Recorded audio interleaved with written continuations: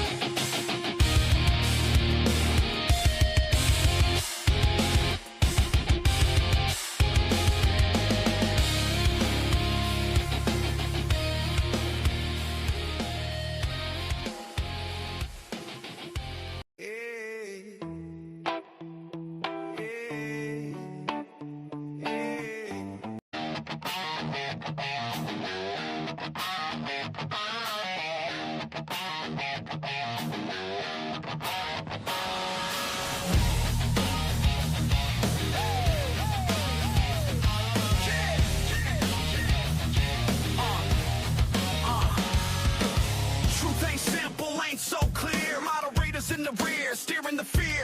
Brandy B sharp, like a blade in the night. Christina Vada with that tomboy fight. Mama bear claws, Molly Drex fire. Sassy Cassie spitting truth like a choir. SOB Zelda sword in the air.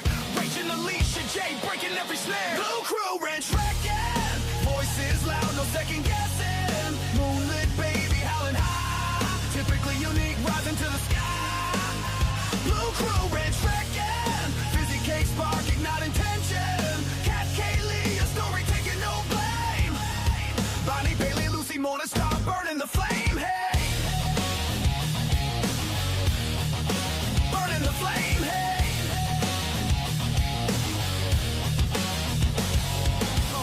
Randy Fur, fists in the storm. Sister Pre-Meg P with a heart that's warm. They don't back down, they don't fade away. Truth is the anthem they play every day. Seahawks fan, but the fight ain't a game. I'm a bear roars, ain't tame, ain't the same. Wrench in the gears of the liars and fakes. Breaking the chains for the real it takes.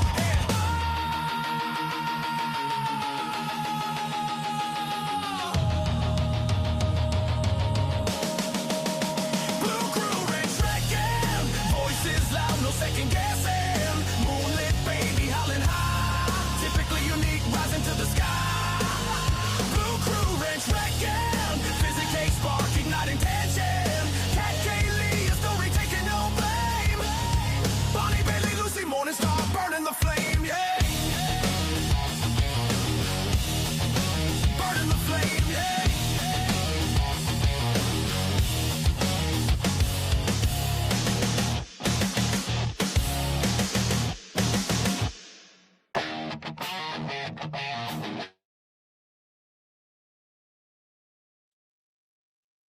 All right. Welcome back to the Cappy, guys.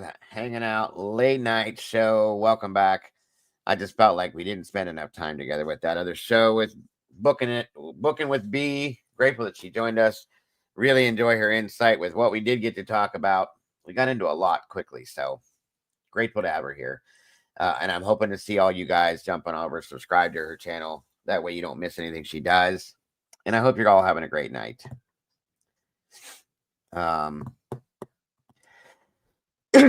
Yes, we can. Well, first off, let's see who we got in here tonight. I didn't get to do that with you guys earlier. Rose in the house. Brady B, welcome back, dear. Aquarian, welcome. Great to see you. Wade Bird, good to see you. Miss Christine. Senior Wazowski, what's up, brother? Good to see you. Mikey's in the house. Last 24. Michelle F, welcome to you. Let's see here.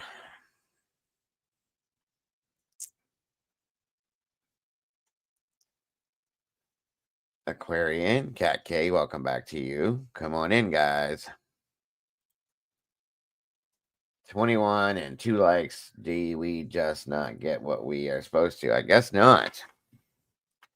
Donnie Riesling, welcome. Maybe they'll all come back. I don't know. We'll see. Give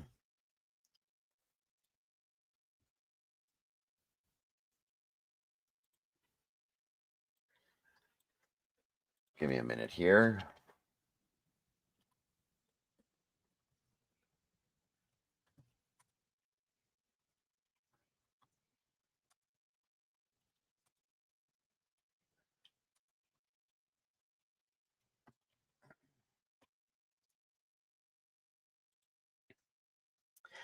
Sea Mastiff, good to see you tonight. Holes is in the house. Good to see you.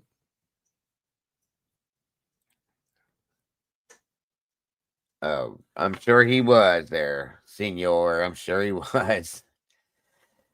Yeah. Undying devotion, I'll bet. 100%. C-Jack, good to see you tonight.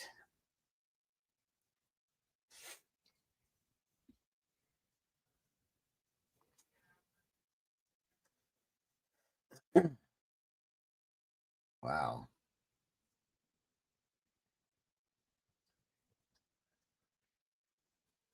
Let's see here.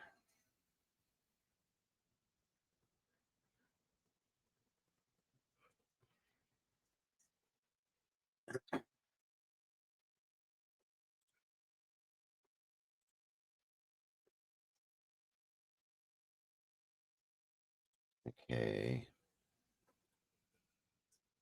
Bianca, the beautiful, good to see you, dear. Thank you for joining us.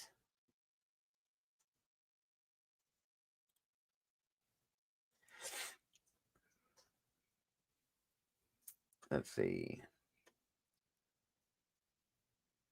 Come on in, everybody.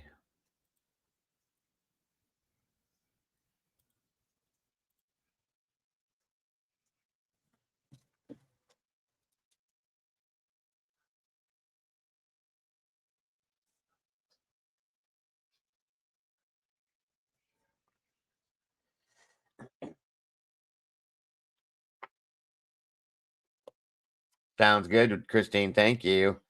And thank you, Aquarian. Looks like that's number one towards our goals. Thank you so much. I appreciate that very much, Aquarian. Very much appreciate. Very generous. Thank you. Thank you. Thank you. God bless. Yes, and anybody, um, anybody that chooses to donate to support the channel, guys, God bless. It's never expected, folks, but the bills are coming due. My new internet service came due, and it's a little more expensive than the other one was. It's coming up. So anybody that chooses to support us through Venmo and PayPal, Cash App, and all that stuff, guys, we truly appreciate it because it helps to keep my channel going. Never expected. You don't have to do that to be here. I don't want anybody to think that, but it is really appreciated when it comes time for them bills to be paid. So thank you to those of you that choose to do that. God bless. And thank you again for that, Aquarian. First of the goals for the night. Thank you so much. Come on in, guys. Grab a seat. Get comfortable if you will. It looks like we got 40 beautiful peeps in the house thus far.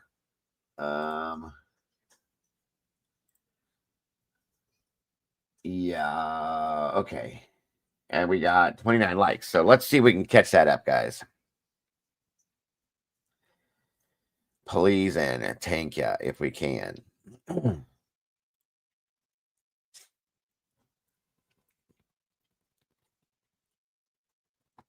Ugh.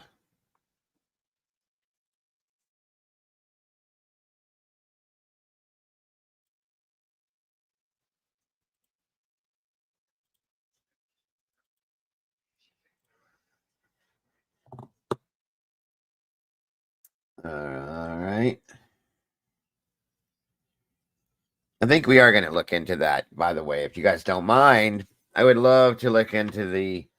I got just a little tiny bit of it. The A&M student that fell 15 floors and nobody knows anything. I really wouldn't mind looking into that tonight, guys, if you're into it. If you are, throw a one in the chat. If you aren't, drop a two. Somebody recommended that up here. I think it was Michelle. Dylan Hildreth in the house. Good to see you, buddy.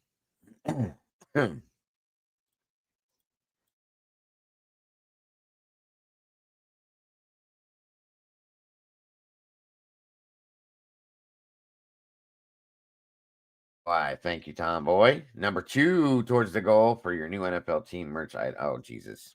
Whatever. Thank you, Miss Tomboy. Appreciate you very much. We got number two out of the goals. That's awesome.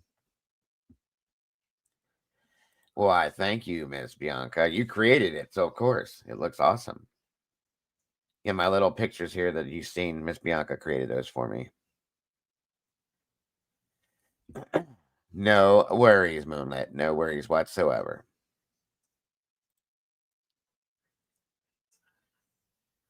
All right.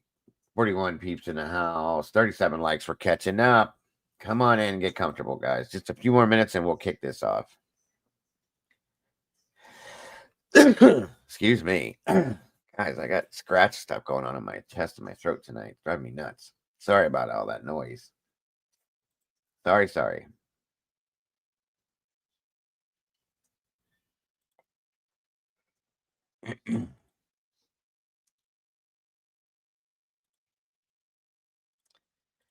Thank you, Miss Cat. Number 3 already. You guys are killing it tonight. Thank you so much for that. Thank you, Aquarian. And you can thank Bianca for that. She created both of those. Again, thank you so much, Kat. That was very generous of you. Very sweet. And God bless. I appreciate it very much. She's doing okay. She's just now on her way home. She's sore. She's very sore and she's tired and she's starving. So she's on her way home right now. But she's doing okay. Everything went well. So thank you guys for asking very much, Tomboy. Thank you. And Tandy. Both of you, both of you very much appreciated. Moonlit baby number 4. Thank you very much for that. God bless. Very generous. Very sweet of you guys. Thank you so much. Very much appreciated.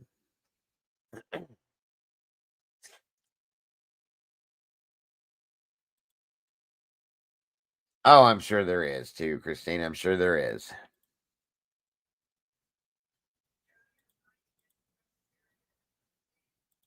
Yeah, I know. They do. They do get half. It sucks that they do. They're picking up something on the way home. My son, my mother-in-law. So thank you, bro. Number 5. We're halfway there, guys, for the goal for tonight. Yeah, they take 47%, guys. That's a lot.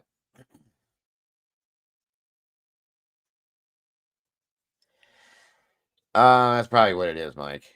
Probably what it is. Halfway there. That's right. Thank you, Moonmate. God bless. Ro, thank you so much, dear. Absolutely, Tandy. I appreciate that very much.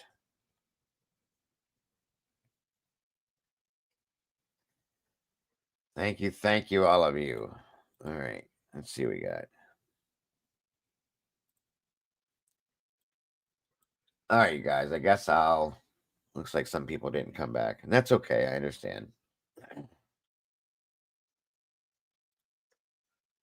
No problem. Thank you for my mods that joined us tonight. I appreciate you very much. Thank you, Moonflower. Good to see you tonight. I appreciate it.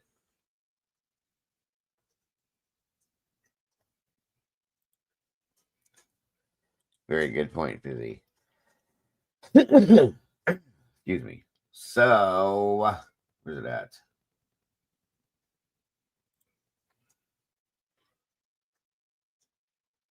Where's it at? Hang on. All right. This is what I was actually going to go through myself tonight if I wasn't doing anything. So, we'll do it together.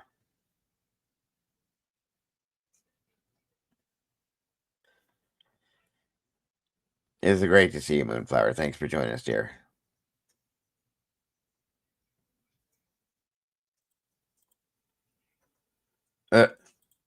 Good to see you, Hemi. Hattie Barnett, you as well.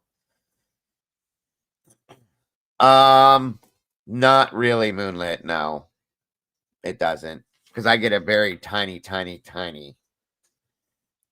percentage of anything from the merchandise. I don't get much on it. I just put that out there for you guys, truly. But thank you for asking.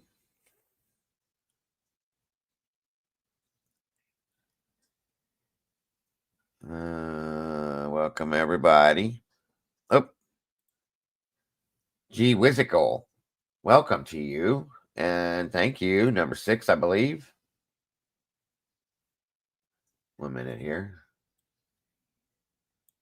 Yeah, number 6. We're almost there. Thank you so much for that, G. Very generous and very much appreciated. Oh, absolutely, Moonflower. I understand completely. You're always welcome. The door's always open to you.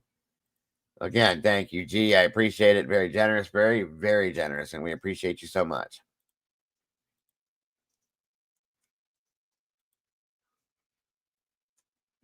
All right, you guys. So let's get this kicked off. Here we go. Here we go.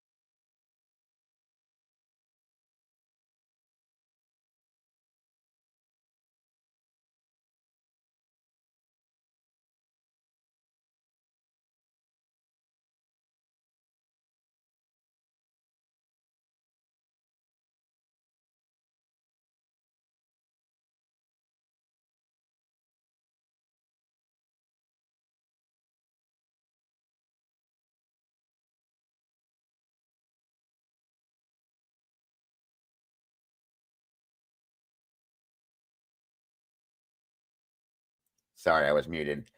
So let's get into this first. We got a few different things we can review. But this is a big one, guys. It's got a lot of questions to it. I'll say that much. So let's kick this off first, see what's going on. And again, it does never hurt to take a little break from Idaho. It never does, because there's so much other stuff that needs put out. Hopefully, excuse me, hopefully we can jump into this and see what we got going on. So thank you all for joining us. 56 of you guys here. Please make sure to hit the like button. And here we go. Years old, a college student found dead on the street hours after a big college football game. Police say she fell from more than a dozen stories above from an apartment complex. Police also say they're not investigating what happened as a homicide, but this girl's mom says there is much more to this story and she has proof. She claims her daughter was killed, and she says police are not doing enough to find out what really happened. We're on the case, presented by Law and Crime. I'm Chris Stewart.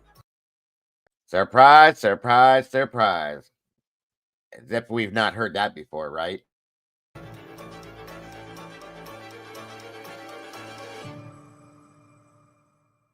Hi guys, before we move on, I need to talk about the single biggest financial development that is shaping everything we know about money. Central banks, they're dead. What is reportedly making the situation even worse for a family from Texas is they say that police are not doing enough to investigate what they believe happened. Now, this is the girl who lost her life. Her name, Brianna Aguilera. Exactly, Waybird. School cover-up, college cover-up, never unheard of, right? Yes, she is very pretty. She was a sophomore at Texas A&M. Her mom just made a social media post that is taking this case to a new level, and we'll talk about that in just a moment. But here's what we know about what allegedly happened last weekend when she was in Austin, Texas for a major football game. Brianna's Texas A&M Aggies were taking on their bitter rivals, the Texas Longhorns. Now, if you don't follow college football, that is one of the biggest games of the year, and it's also a massive party scene. Brianna apparently went to a tailgate for the game. It's called the Lone Star Showdown on Saturday night. It's unclear if she actually went into the stadium. This game kicked off around 6:30 at night, but hours later, 1 o'clock in the morning, a couple hours after the game ended, Brianna was found dead outside an apartment building on a street by someone who was just walking by. Now, investigators say they do not believe the 19-year-old died as a result of foul play. Her mom told KSAT-TV that detectives have told her that she died after falling 17 stories from an apartment above. I want you to take a look here, and this is from... Wow, 17 stories. Jesus criminy, you guys. I thought 12 was bad. I thought it was 12, but that's 17? My God.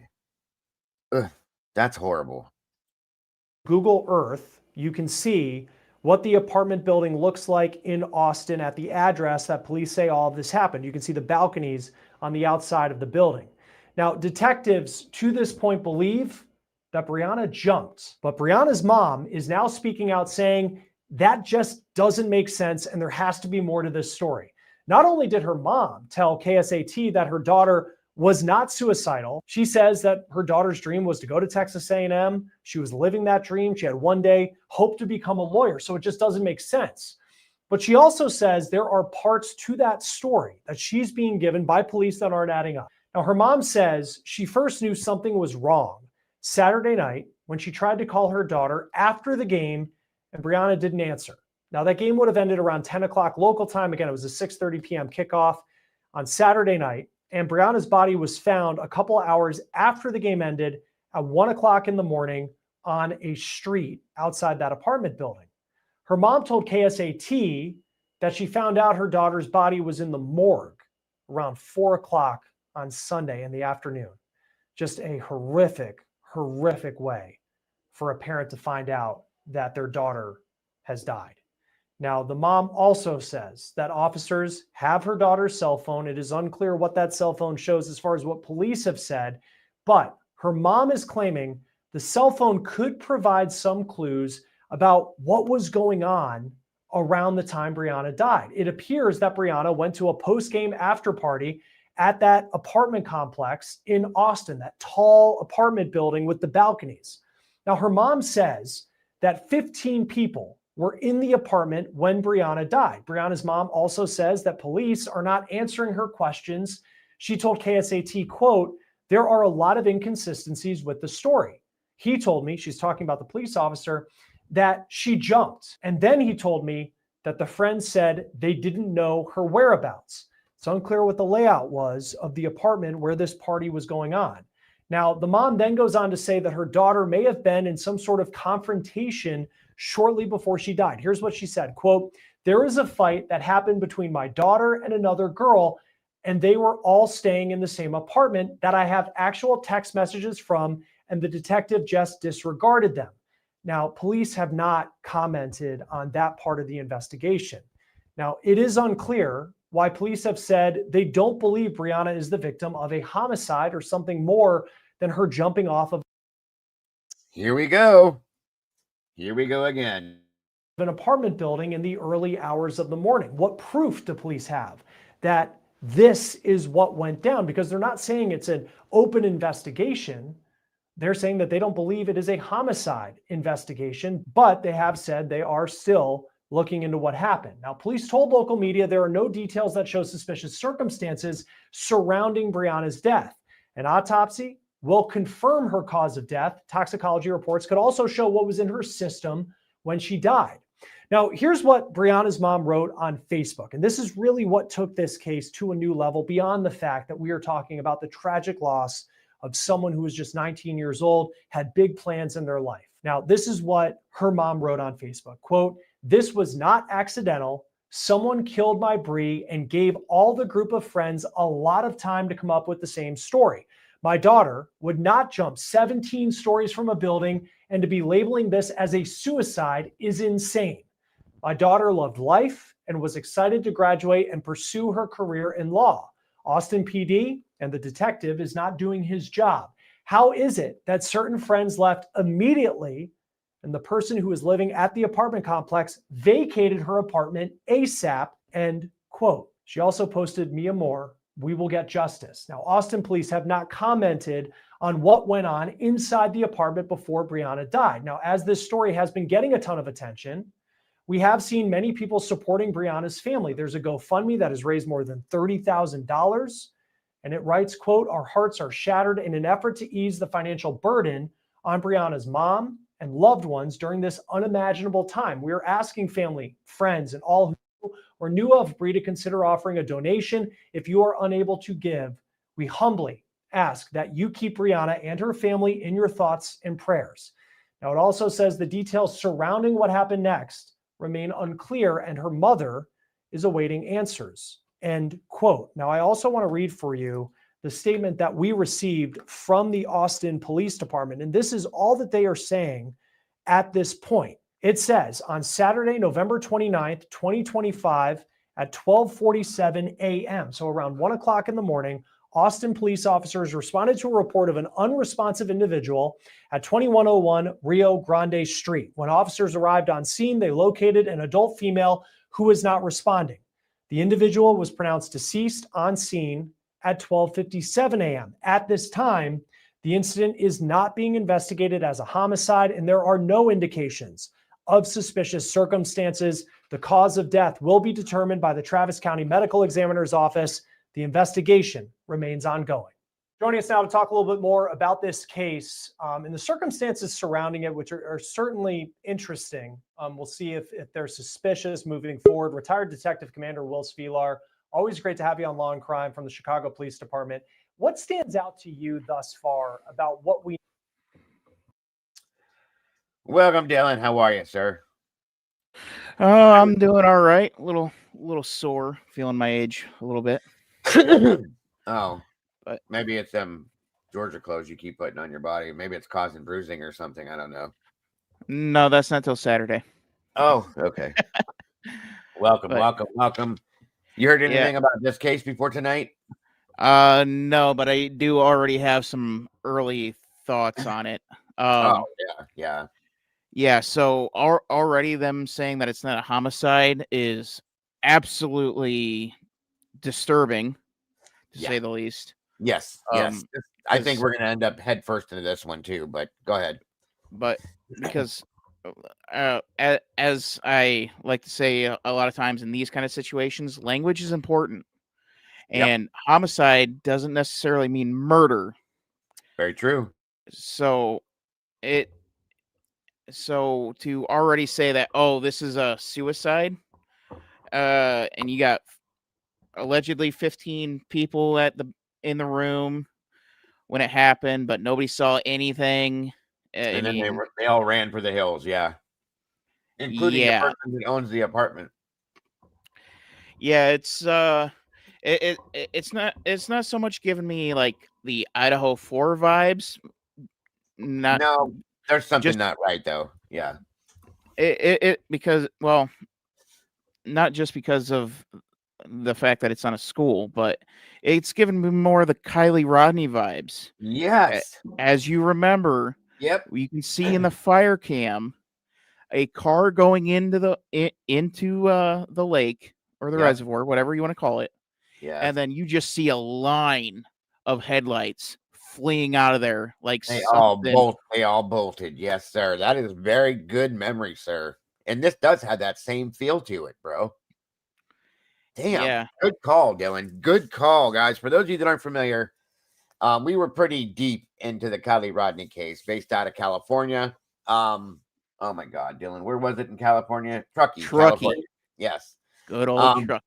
Young girl, very young girl, goes to a party up in the mountains at a campsite and disappears, and nobody has any clue where she is.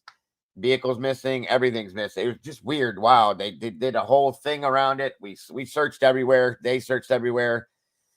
There's a lake, well, reservoir, whatever the hell you call it, like Dylan said, at the bottom of this hill.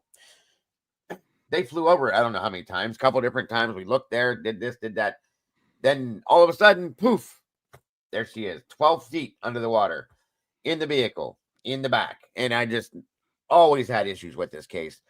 Certain kids, they're all kids because they were young, come forward, jumping in, inserting themselves. Sammy was the leader of them, in my opinion. I just always had issues with it, Dylan.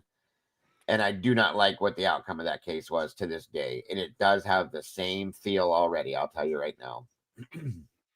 So now my question is, do we know who actually owned the apartment, or are they still saying hush hush on it? That's what we're going to have to find out here. There's more coming, and I have more to look at.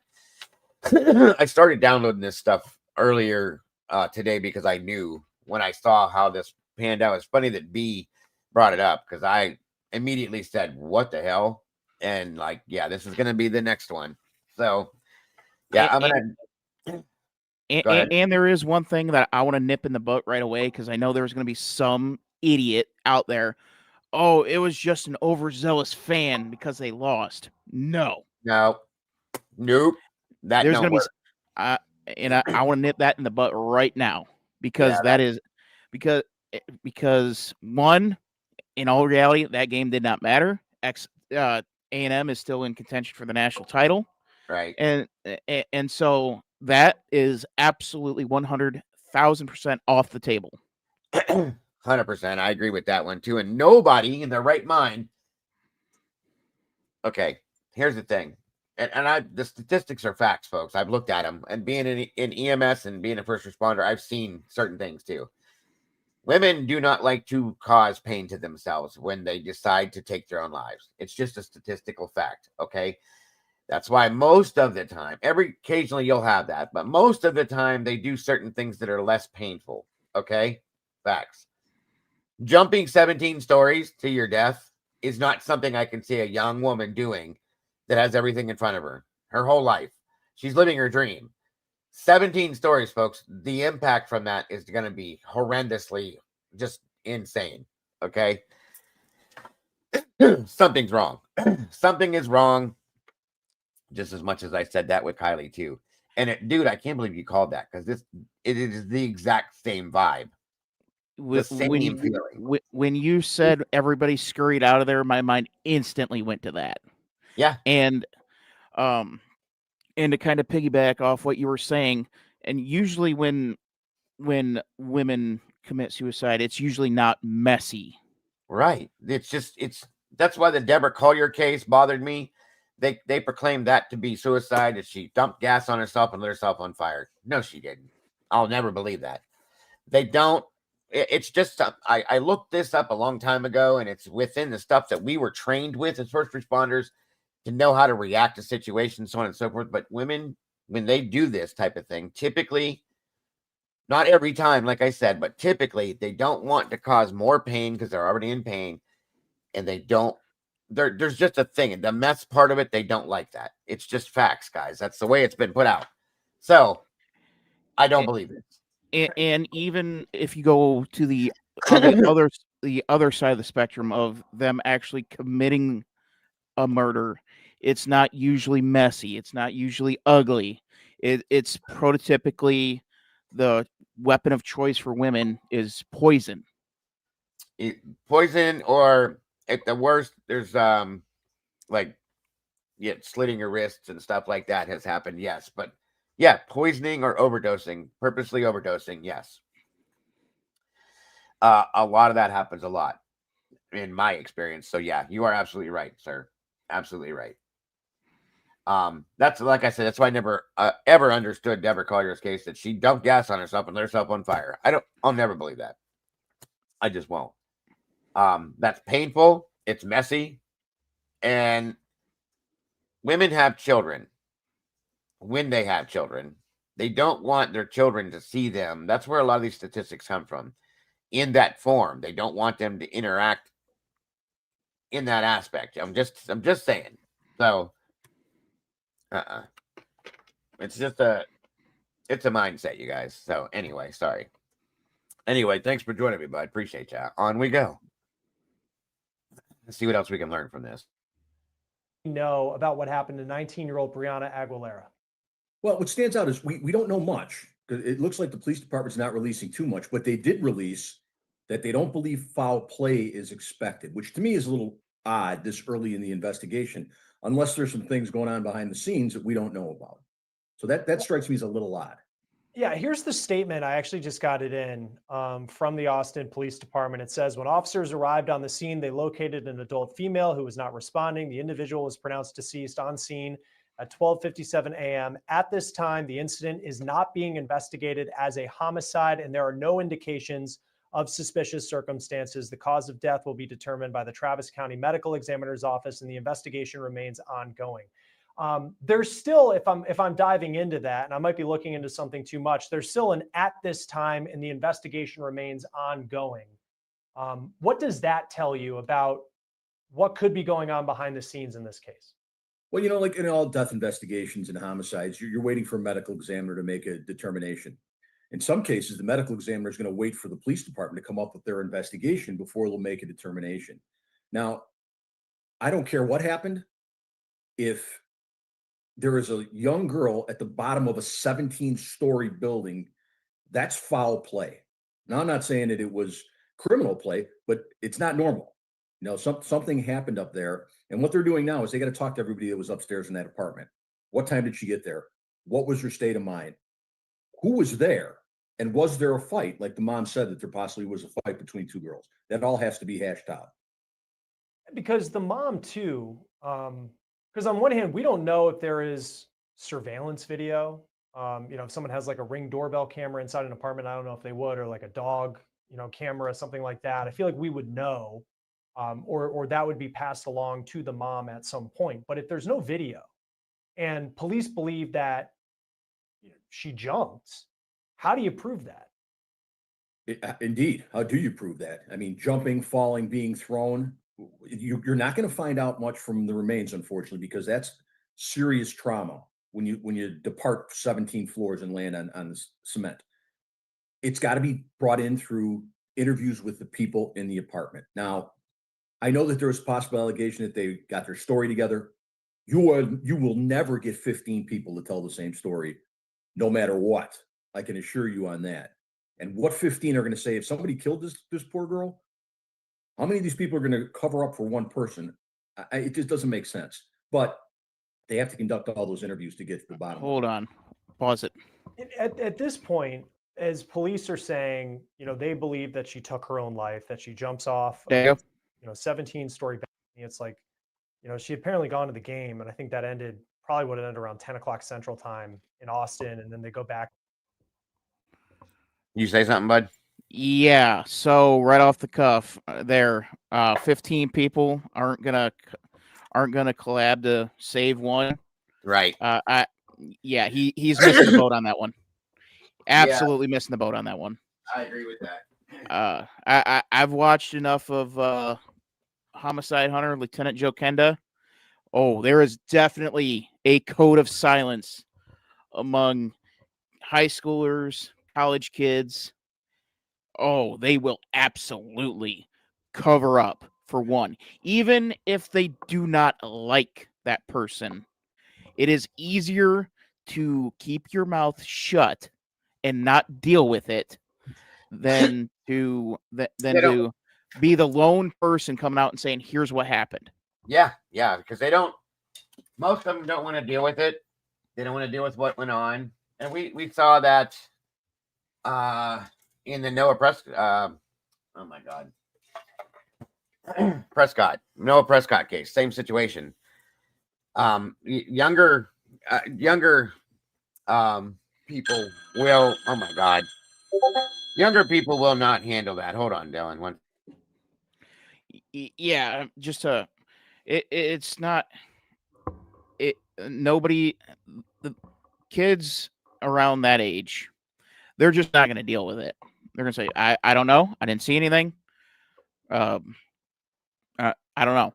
The trick that the cops have to do is find that lie and pull on that thread.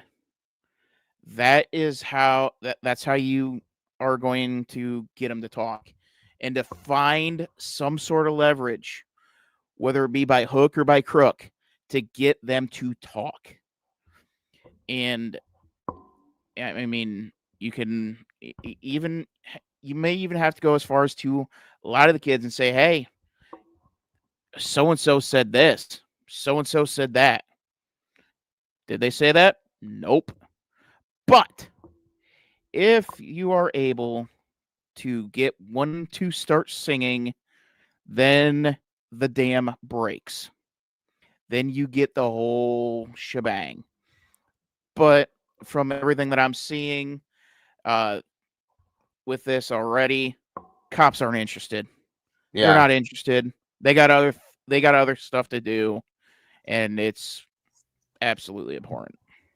There's no way, like this guy just said, when you have a young girl like this that jumps 17 falls 17 stories, there's foul play. That's not, no way. It just, first off, I'm going to tell you right now that, in my opinion, somebody her age could not stand there, look down, and then forcefully throw herself off out of fear. I'm just going to say, you know what I mean? It's a psychological thing. Yeah. And that was another thing that I was thinking about, that you just kind of jogged the memory. Most people who are trying to jump to end it all, they're not actually looking to end it all. They are looking for somebody to talk them down. They want attention. Yeah, absolutely. Eh, Absolutely. Now, eh, go ahead. Go ahead. well, I was just gonna say, I was pretty much gonna say, they're just looking for someone to talk them down and tell them that everything is gonna be okay. Bingo. 100%. Absolutely. That's right. But let me put this out here. There's a lot of drugs, as we all know, and alcohol now on these campuses. Is it possible that she was on, and that's why I want to see this autopsy and toxicology report so bad. Is it possible that she was overly under the influence and stumbled? I don't know that she stumbled like and went over, because those are usually, the balconies look like they have enough guards. She's not that tall that you would flip all the way over and fall. Okay. I'd like to see, and I'm going to look for where she landed down below, because if it's a straight drop straight down, as compared to her being out so many feet from the edge of the building. Do you know what I'm trying to say, Dylan? Yeah. Like the trajectory of the fall. Yes, because that makes a huge difference, folks. If it's a straight drop straight down, then yes, she very well could have flipped over and went down. Just saying. If it's out a ways, I'm going to tell you that she was pushed. Because when you're pushed, and I'm sure Senior Wazowski will understand what I mean, and he'll probably reiterate this. If you're pushed, you're going to go out. You're going to go out away from the building, and that's why I want to see where the landing spot was. So, 100%. But I want to see the toxicology report and the autopsy 100% first. The way she landed is going to make a big deal too. So, just saying. And we'll go back. There is a ledge. So that's something else too, Wazowski just said. So we'll see what's going on with this. But do I believe that this little girl took her own life? Absolutely not. No. And I want to know why law enforcement was so fast to shut down. But here, is it because it's a college again? We got to protect the integrity of the school. We can't let it get out that something bad happened to this girl on our campus, because that's what the sure as fuck sounds like to me. Again. I feel like A&M is a little too big to be pulling that kind of Idaho stuff. It feels weird. The University of Texas, actually, since it was in Austin. Yeah. The University of Texas is way too big to be pulling Idaho stuff. Well, I agree with you, but why are they so fast to shut this down? That's my question. It would be probably, my guess would be somebody that was in that room when it went down is very important, or is the child of somebody very important? That's my bingo. That's my whole thought right there, bro. On we go. To this apartment, and something happens at this point. What are those conversations like? If there were 15 people in that apartment, maybe people who witnessed a fight, as a detective, and you have all these different people, how do you figure out who was around her at the time that it happened, who last saw her? How do you piece together that timeline? Individual interviews. You never do a group interview. You don't interview two people at once. You take every one of them, and it's going to take time, and you're going to use your resources, and you're going to interview each one of those people. Now, with your initial interview, you're going to get information about certain things. Now you got to interview people again. If there's inconsistencies or if there's discrepancies in their story, you're going to interview these people again. You're going to say, well, wait a minute. 3 people said this, but you said this. So it's not just one interview. It's several interviews, and there's things that come out of the initial ones that you go back on and you follow up on. The other part too that the mom criticized, and I'm sure it's difficult for police as they're trying to figure out what was going on. And to your point, though police departments are definitely overwhelmed, I would say, trying to figure out what happened to a woman who fell 17 stories is something that they're going to put their best effort into it. But the mom had said she criticized that those people were allowed to leave the scene. How do you handle that? If that's actually the case, where you have 15 people, how do you handle a scene like that? Especially after a bystander seems to have found the girl, found Brianna on the street, which you just think for that person as well, just the scene they came upon around 1 o'clock in the morning. Well, here's the strange thing about that entire, did she disappear into a room by herself and then nobody saw her for a while? Because if somebody saw her go over the railing, it doesn't make sense to me that they're not going to make an outcry. Right.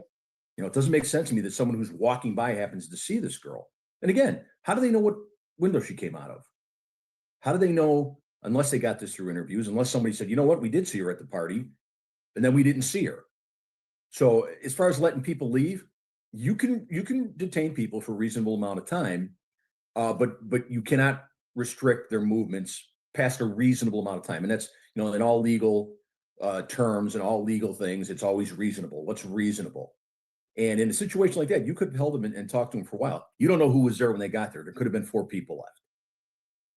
How do you figure out? So the mom believes, and she apparently has text messages, which I don't know if those, I don't believe those have been released, but she has text messages that show that there was some sort of confrontation with another girl at this party.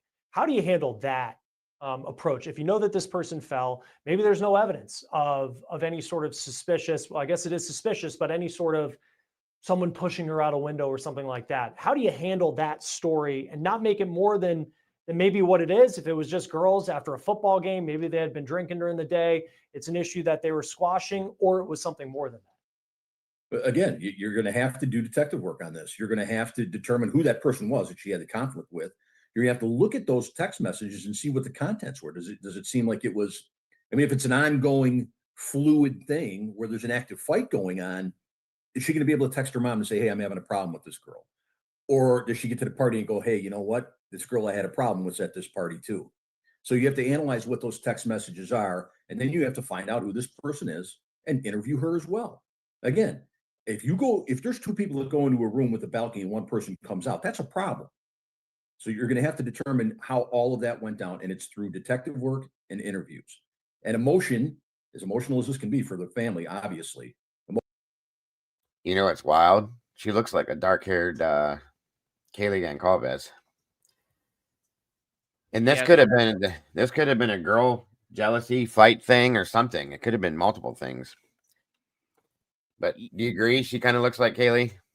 Yeah, a little bit. Somebody said that in the comments earlier. And she does resemble Ellen Greenberg too. Krista just said, I agree. Yeah, it just, to already rule this as not a homicide is absolutely insane. They were quick too, bro. Too fast.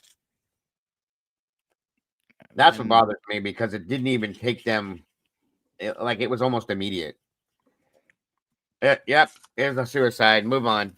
You know what I mean? I don't like that at all. Yeah, the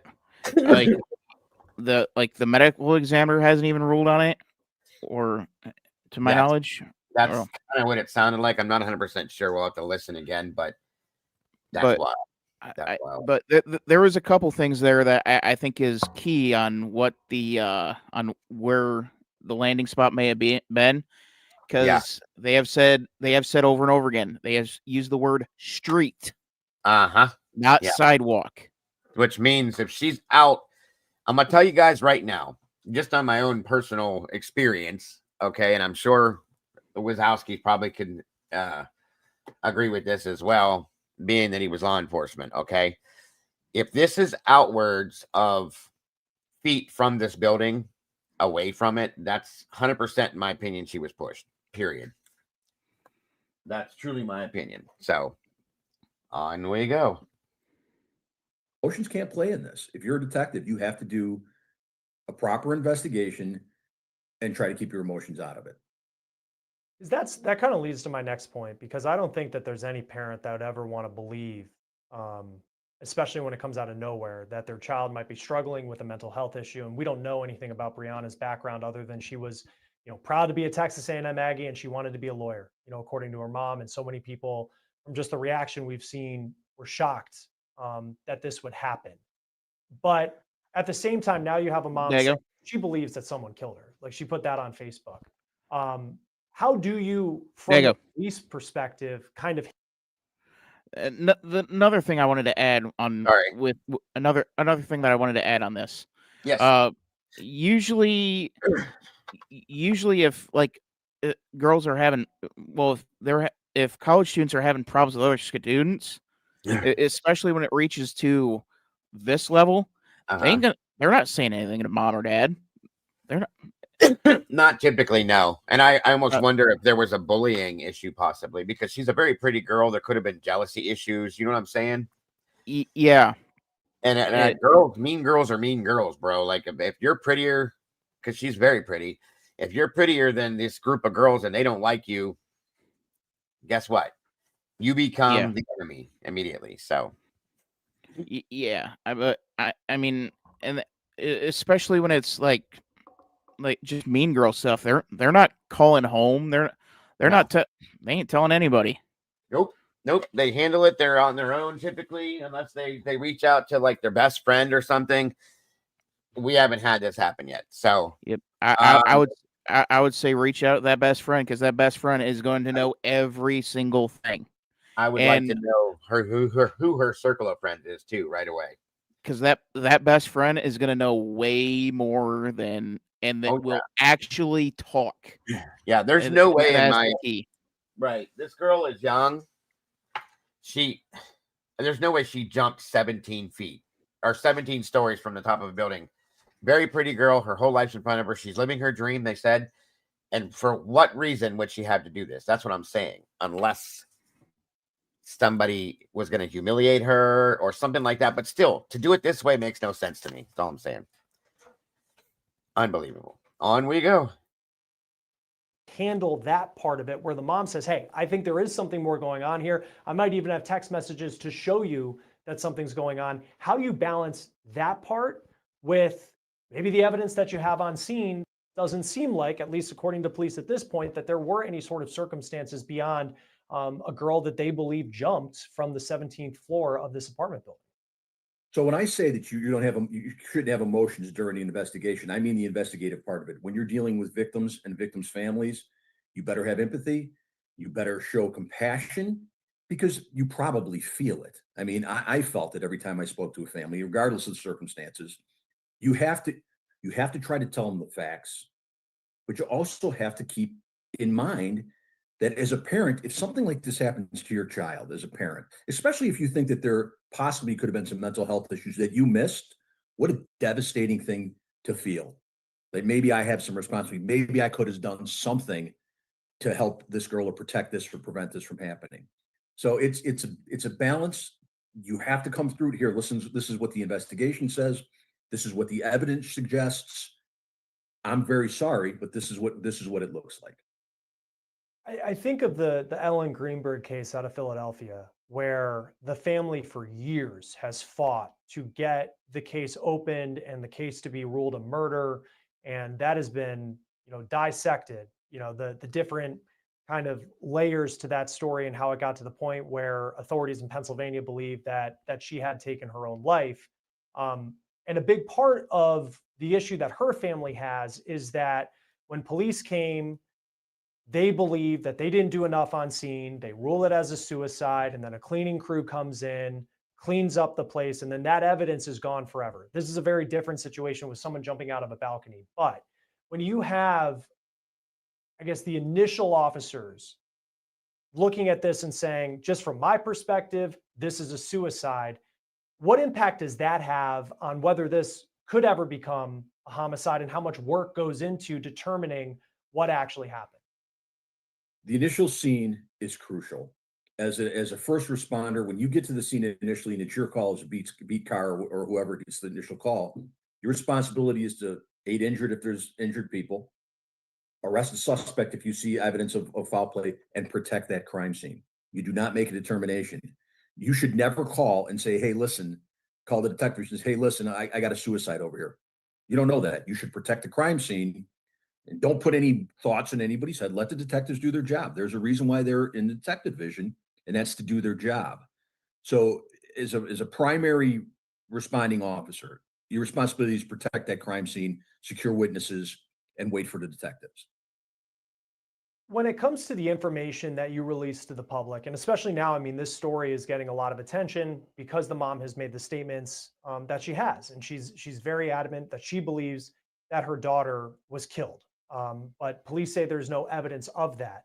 At the same time, they are saying that they do not believe that this is a homicide. What type of information would you need, even if you're not releasing it to the public, to be able to say that we don't believe that she died because someone killed her? I mean, it can only come through interviews you have with people in the apartment at the time. Unless there is a statement she makes to somebody before she goes into a room. And again, I don't know how the apartment was set up. I don't know where the balcony was. I don't know how any of that went down. But and again, we talked about this earlier, to make a determination early or to release a statement early to say, we don't suspect foul play. That's a pretty big statement, considering you're being tight-lipped on everything. I was just getting ready to say that, considering that you're holding everything else close to your vest and you said that so soon. Come on. I mean, unless there's blatant proof, which I don't see it. That's the only way I can understand them coming forth so fast, making that statement, and they won't put anything else out. That's a problem. Okay. So understand that's why I feel that way, you guys. We could be wrong. I don't think I am on this. I just don't. Else. And again, medical examiner doesn't have a finding. I mean, I know what the cause of death is going to be, obviously, but the manner of death is yet to be determined. So to say in a statement, we don't believe there's foul play, they have to have more than what they're releasing to the public as far as the stuff they got at interviews or maybe even some physical evidence. Hate to be morbid on this, but that is the reality of it. And I know we talked about we're dealing with what was probably a very difficult scene. Are you still able to get a toxicology test? I just think of, you're at a big college football game, probably a lot of drinking throughout the day. That could factor into what transpired at night. Is that something that, through the autopsy and then, being able to take samples, are you able to still figure out what was in her system at the time she died? Dago? Yes, the organs, there'll be blood, there'll be organs, they'll be able to do an analysis, a toxicology analysis, which is part of every post-mortem examination. So yes, you will be able to determine tox. And then just as you look at these cases and you think of, I guess, all the different circumstances surrounding it, what led up during the day, the text messages, what goes into a police department's decision about what information you release to the public, especially at this? And I know each police department is you have different protocols, and Austin might keep it tighter to the vest than maybe a police department in Florida would keep it, where you see a sheriff up giving a news conference. What would you make? I mean, inside, if you were in the Austin Police Department, about, okay, this mom is kind of questioning the investigation that we've done. Here's the reason that we believe that she took her own life. How do you go about handling that information and whether you release it to the public? Just like that. I mean, you release a preliminary, and again, most preliminary statements you're going to release this is under investigation. You'll say, a woman was found at this time, deceased, unresponsive, investigation remains in progress, which is, like I said, a little surprising. And I don't know if they said that they didn't suspect foul play as maybe pushback to what the mom had to say, but you don't do that. You can't engage in any kind of he said, she said with a victim of a family of a victim. You just got to let the investigation play out and communicate with them. You have to communicate with people, not through the media, not through official channels. You have to go knock on the door. The problem with that, though, is it doesn't sound like there's a real investigation going on. If they don't think there's anything to investigate, I wonder how much of an investigation there will be. Do you know what I mean? So crazy. Yeah, I'm going through an article right now about it, and Go ahead. so Have a good night, the mother said that there was a fight that happened between. She said, "quote There was a fight that happened between my daughter and another girl that they were all staying with in the same apartment that I have actual text messages of, and the detective just disregarded them." Jesus Christ. See? Now it makes you wonder who the detective knows. Or who the other girl is. I'll put it that way. You know what I mean by that? Oh, yeah. Here we Now I go. really want answers. Yes. Because now we have a singular person focused, and it's not going to be hard to find out who that roommate was. Yeah, 100%. Now I don't know if she means they were staying in the same apartment that night, or they were living together on camp in an apartment. Right, yeah. That makes sense. Welcome, Kim. Good to see you tonight. Interesting. Yes, I'm with you on this too. I want more answers. And we're going to jump to something else after this too, you guys, just to keep delving into this, because my curiosity level has peaked at red now, just so you know. And again, the link's pinned to the top of the chat if you want to join me and Dylan up here and talk about it. Opinions, questions, thoughts, theories, please feel free. Here we go. You have to sit in the room with a victim's family and talk to them and try to make sense of it with them, what happened.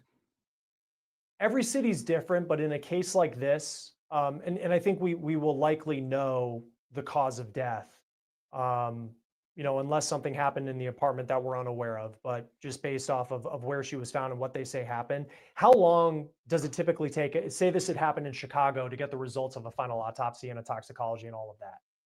Tox takes about 6 weeks to come back. You'll be able to know certain things immediately. Tox takes about 6 weeks in Cook County Medical Examiner's office. But as far as cause of death goes, it's going to be blunt trauma due to fall. If something happened in the apartment, and I'm not saying it did, just to be clear, but if something did happen inside the apartment with a body that fell 17 stories, would you still be able to figure out if that's the case, just based off the condition that it was found after falling that far? If it's a penetrating injury, for instance, a stab wound or maybe a gunshot wound, you should be able to determine whether or not something like that happened, regardless. I mean, again, it's not, believe me when I tell you, it's not pretty, but there are certain things that happen in trauma, and there's certain things that happen in penetrating injuries like stabbings or shootings, and they're not, and it's not going to hide it. Yeah, and I, for people watching, like, apologize for being morbid, but I think in these types of cases, you have to ask these types of questions because, when questions are being raised about an investigation, I think that is certainly a big part of it. Retired Detective Commander Will Svilar from the Chicago Police Department, always great with helping us kind of go through these stories and figure out what could come next. Thanks for being with us on Law and Crime. Thanks, Chris. That will do it for On the Case, presented by Law and Crime. Subscribe to us on YouTube and Spotify. I'm Chris Stewart. We'll see you next time. So I got another burning question. Bring it on, bro. Did the police interview just everybody in that building, in that apartment room, or did they talk to everybody in that building?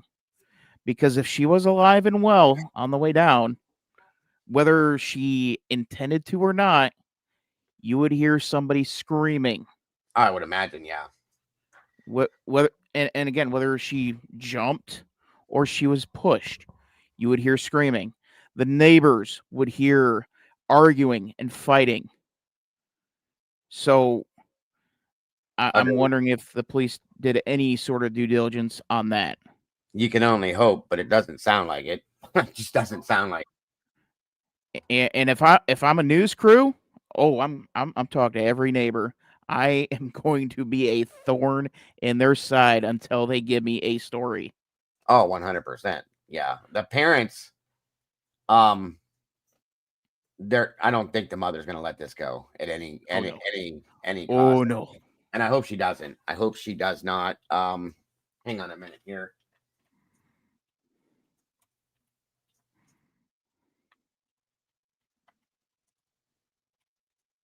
One second. Sorry, you guys.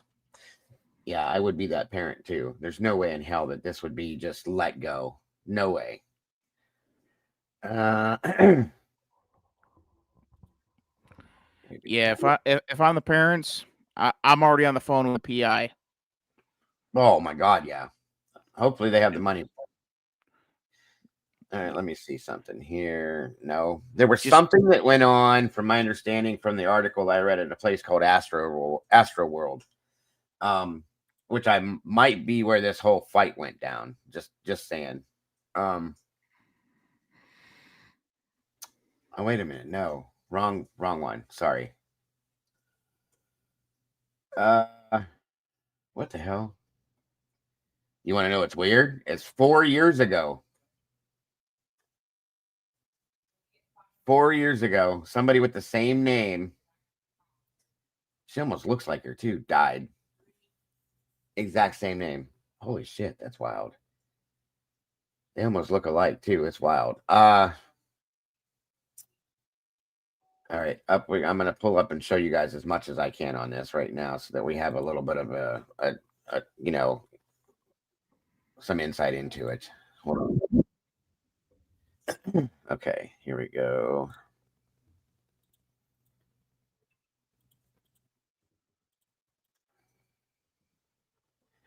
Yeah, 4 years ago, same exact name. That's that's where the Astro World. That's it.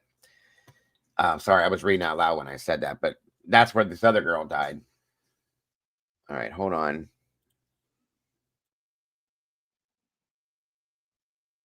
Excitement turning into tragedy when a Laredo woman attending the UT-A&M game died.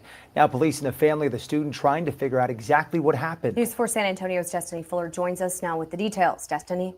Mandy, Jonathan, 19-year-old Brianna Aguilera was in Austin Friday for the big face-off between UT and A&M. And by Saturday morning, police found her dead, and her family is looking for answers about what happened in between. And I was in disbelief. I yelled, I shouted, I told the officer that it wasn't true. Stephanie Rodriguez describing the soul-crushing moments after finding out her 19-year-old daughter, Brianna Aguilera, was found dead. It was just devastation to the max. Rodriguez said she spent the night looking for Brianna after not hearing from her on a trip to Austin for a Texas A&M football game. I just want them to stop saying that they're not treating this as a homicide case. Someone did something to my daughter. Rodriguez says Austin police told her Brianna was at a tailgate party where she says underage people were served alcohol. She says she was told Brianna was intoxicated and kicked out of that tailgate. We're told she ended up at a friend's apartment. Well, this girl's last name was Aguilera. I'm sorry, I mixed up her mother's last name, which is Rodriguez. There was a Brianna Rodriguez that died at the Astro World situation. So don't mind me. I got some more stuff for you. Yep. So, it said that this is on the New York Post according to KGNS, whatever that news site is, but Right. Stephanie Rodriguez said that what was weird to me and skeptical was her phone was on do not disturb. We always had this rule that if she was going to go out, she had to have her phone on, location on, and answer her text to at least let me know she was okay. So do not disturb was on. And then later in the article, it says, let me see. That's wild.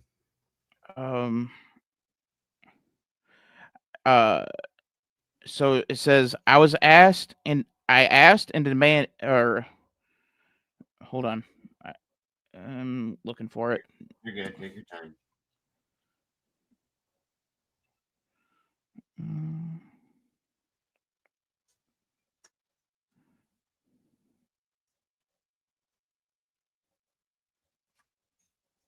Welcome, Diane Draper. Good to see you tonight. Thank you for joining us.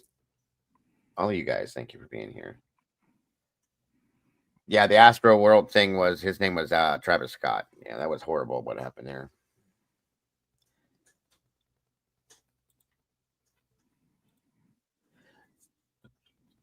You good, buddy? You still looking for it?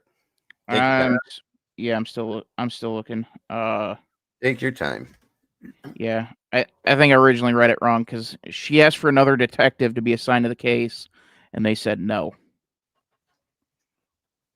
They told me her geometric system was broken, and that they were eyeballing the distance where my daughter fell, which was the 18th floor down to her death. So she had to have gone. So I guess she would have had to go over the railing. She wasn't on the ledge. So that would indicate that she did go over the railing on the 18th floor. She didn't go off the ledge off the very top. And then and at the time of this, and the police said at the time of this incident, at this time, the incident is not being investigated as a homicide, and there are no indications of a suspicious circumstance. The cause of death will be determined by the. So there isn't an official cause of death because the police passed it off to the medical examiner to be determined, which he would have to have this determined as a homicide because it wasn't a natural death. Right. So and I mean, you don't have to be a true crime sleuther to know that this is absolutely should be ruled as at the very minimum a homicide. And then once you do some investigating, then you can determine, was it murder, was it accidental, or was it a suicide? Right. But absolutely. I agree, bro. I truly agree. Wild stuff. I guess let me finish this one and jump into something else here. Police say she was found unresponsive around 1 a.m. outside of the building. Investigators telling Rodriguez they believe that Brianna fell from the 17th floor. She would not jump off a 17-story building. She wouldn't. She was afraid of heights, and the measurements don't add up. So I need someone to take accountability. A GoFundMe describes the United High School graduate as a seasoned cheerleader with dreams of becoming a lawyer. Her family says she was 1 year away from one of A&M's oldest traditions, earning her Aggie ring. My daughter was not suicidal. She loved life. She loved life. She loved to live. And Austin police say they're not investigating this as a homicide, adding their belief this could have been accidental. Brianna's mother says her daughter has so much she was looking forward to, and she won't stop until she has answers for her death. Destiny Fuller, News 4, San Antonio. This is exactly why I could never be an actual reporter like that, because I would just go off mid-story and just be like, and these morons are going to say that they can't rule it a homicide. They can't rule it anything because they are too damn lazy to do their jobs. There's no other explanation other than this is a homicide.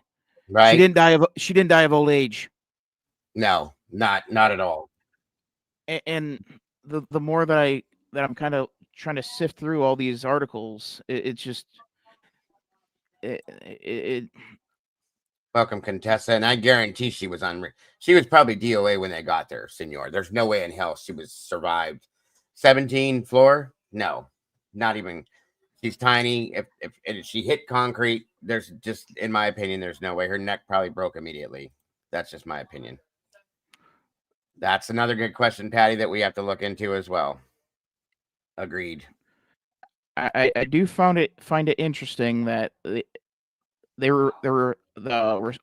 Austin Police Department responded to reports of an unconscious person. Huh, you got to be kidding me. Oh my God. Well, if somebody was at a distance and they saw her laying there and not moving and didn't walk up on her, I get it, but that's just, oh my God, dude. You know why I'm saying that. Come on.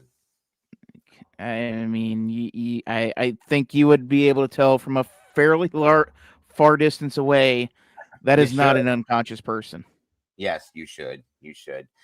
I'm going to apologize up front. Please don't be angry with me, guys. But this is I think this is interesting, and it's good old Nancy Disgraceful. So bear with it so we can get the story.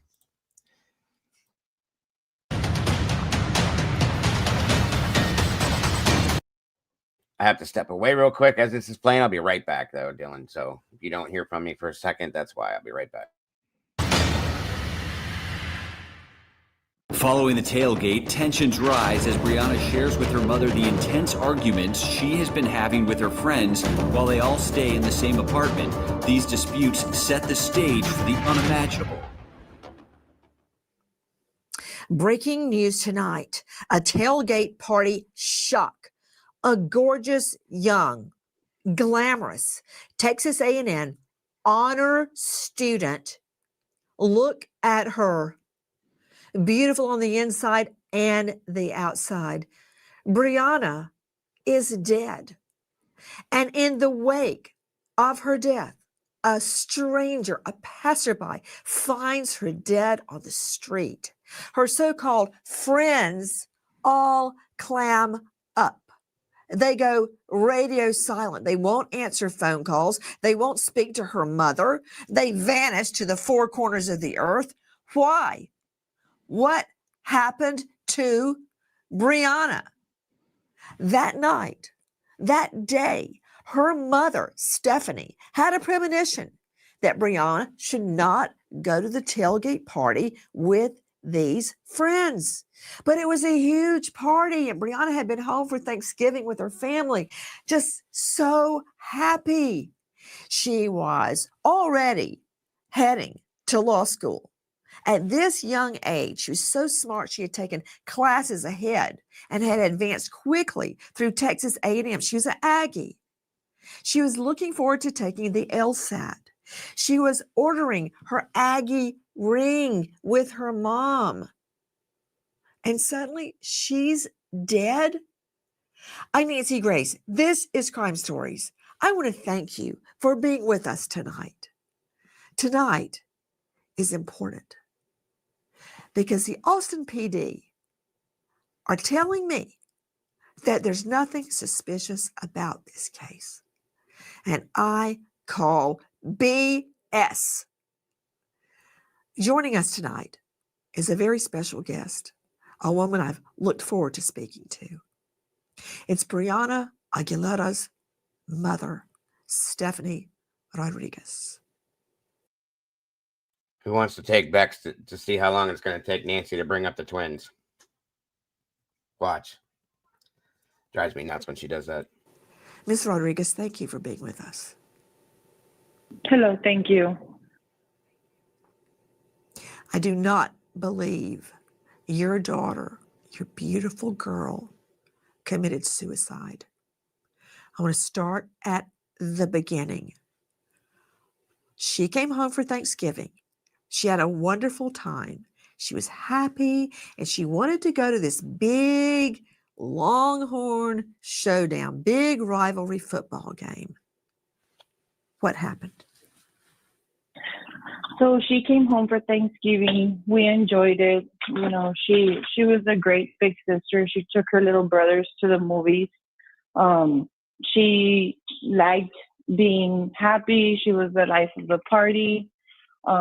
Entertained my fiance and I a whole night singing Phantom of the Opera, singing Wicked. You know, it was nothing out of the ordinary for me. This was the last thing that I was ever expecting to happen to my daughter. And so she left the early morning hours of Friday to the tailgate party. And she texted me when she got there. We had a rule. You get there, you text me, you call me, you don't put your phone on Do Not Disturb, and you don't turn off your location, especially because it's Austin. I was very worried about it. My fiance and I were actually going to travel up there with her to watch the game because we're big, huge football fans, as so is Brianna. And A&M has been undefeated up until that game. And, you know, something just said, like, we need to go with her. But we were exhausted.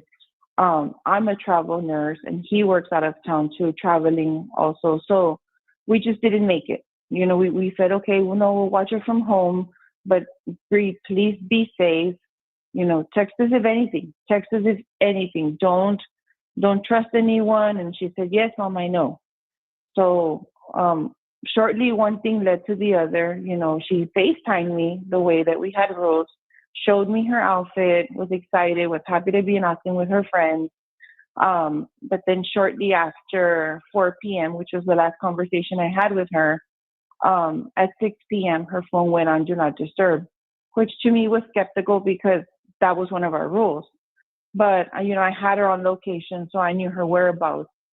Around 11 p.m., once the game was done, and she still didn't reply, she still didn't answer, that's when I started to grow more suspicion of what's going on. Her phone was still pinging in the same area, but it was pinging closer towards the woods, because where the Rugby Complex Center is, the creek is right next to it. And of course, everyone's heard of the Lady Bird murder in Austin. And so, you know, I of course I'm scared. You know, my daughter's little, she doesn't know how to defend herself.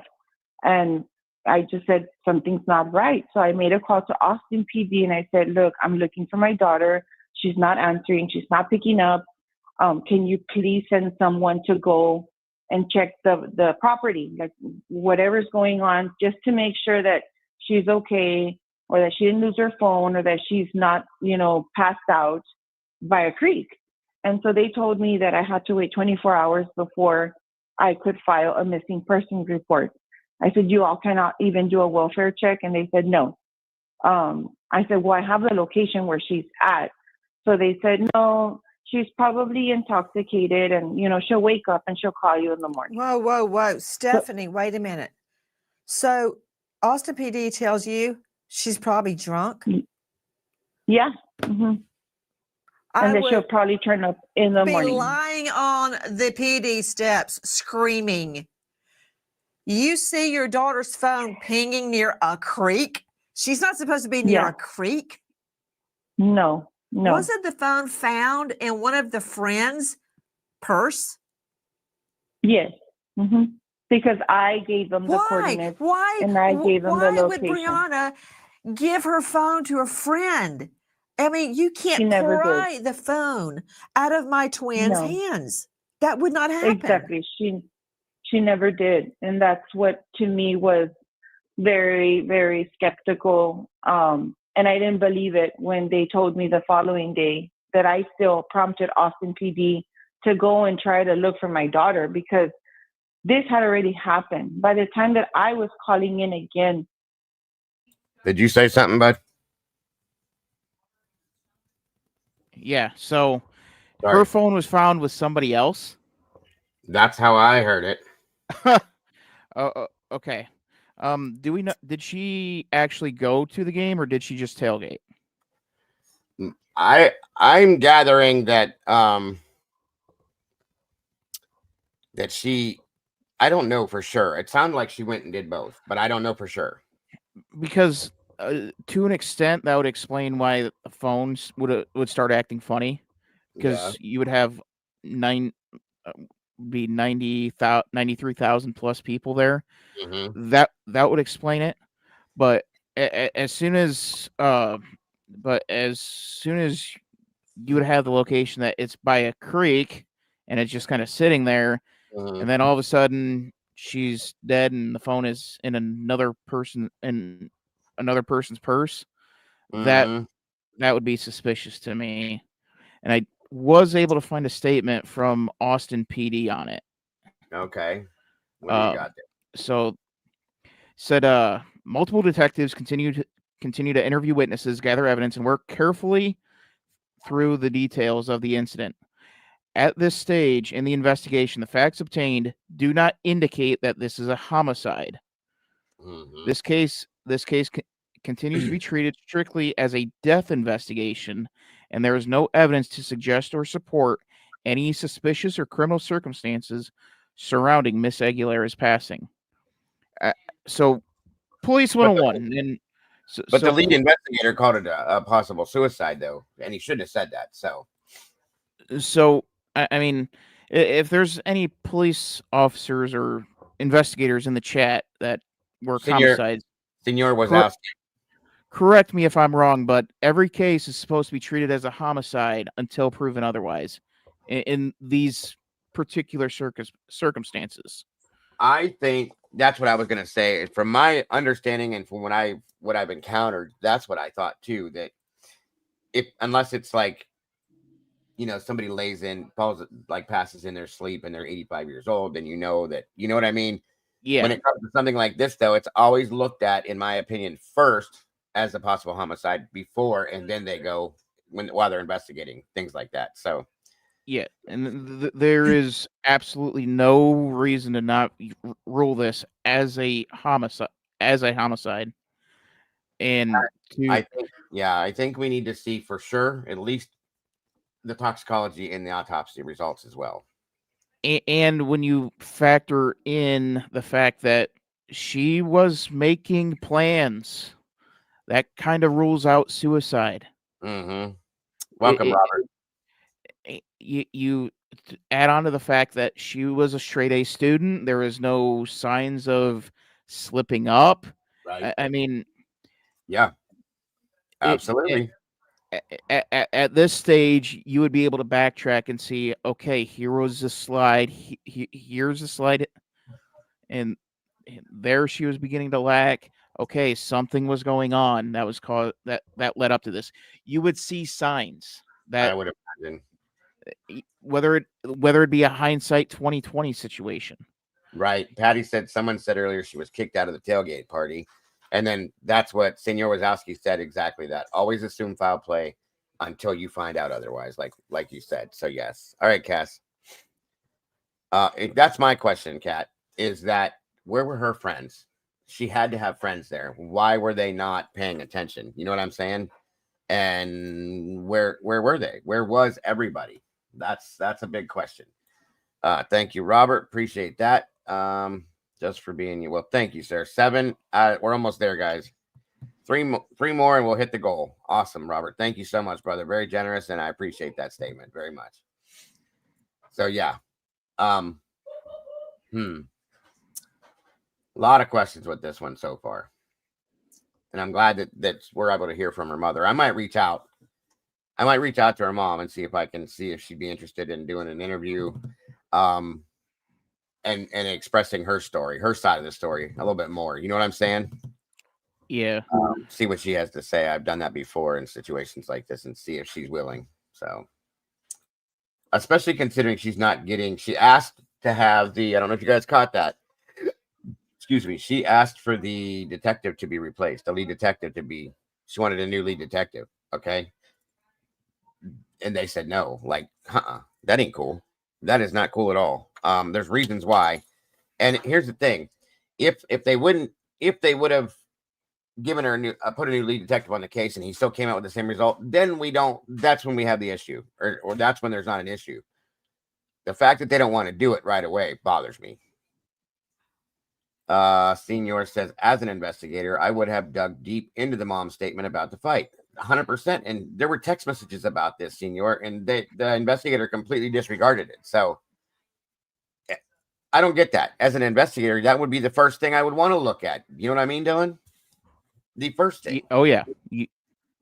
I mean, it's right there on a silver platter. Yeah, 100%. I mean, you might as well put the ball on the tee. I mean, agreed, and that's why I want to know who this other person was she fought with, who else was surrounding this, and who the lead investigator is too. That's another big thing for me. So, My daughter had already been deceased for hours, and I was not notified.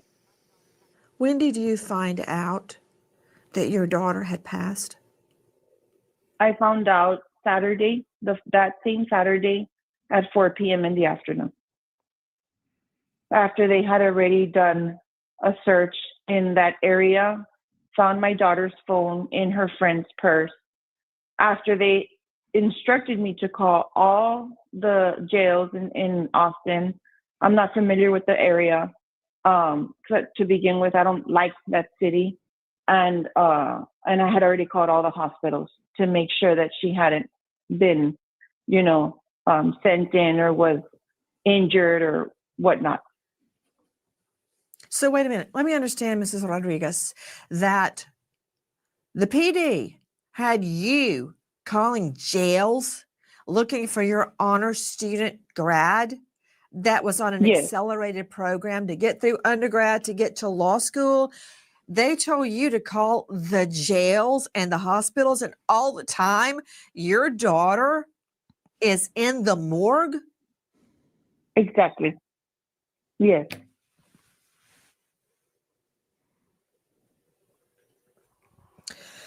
I don't know whether to scream or to cry right now.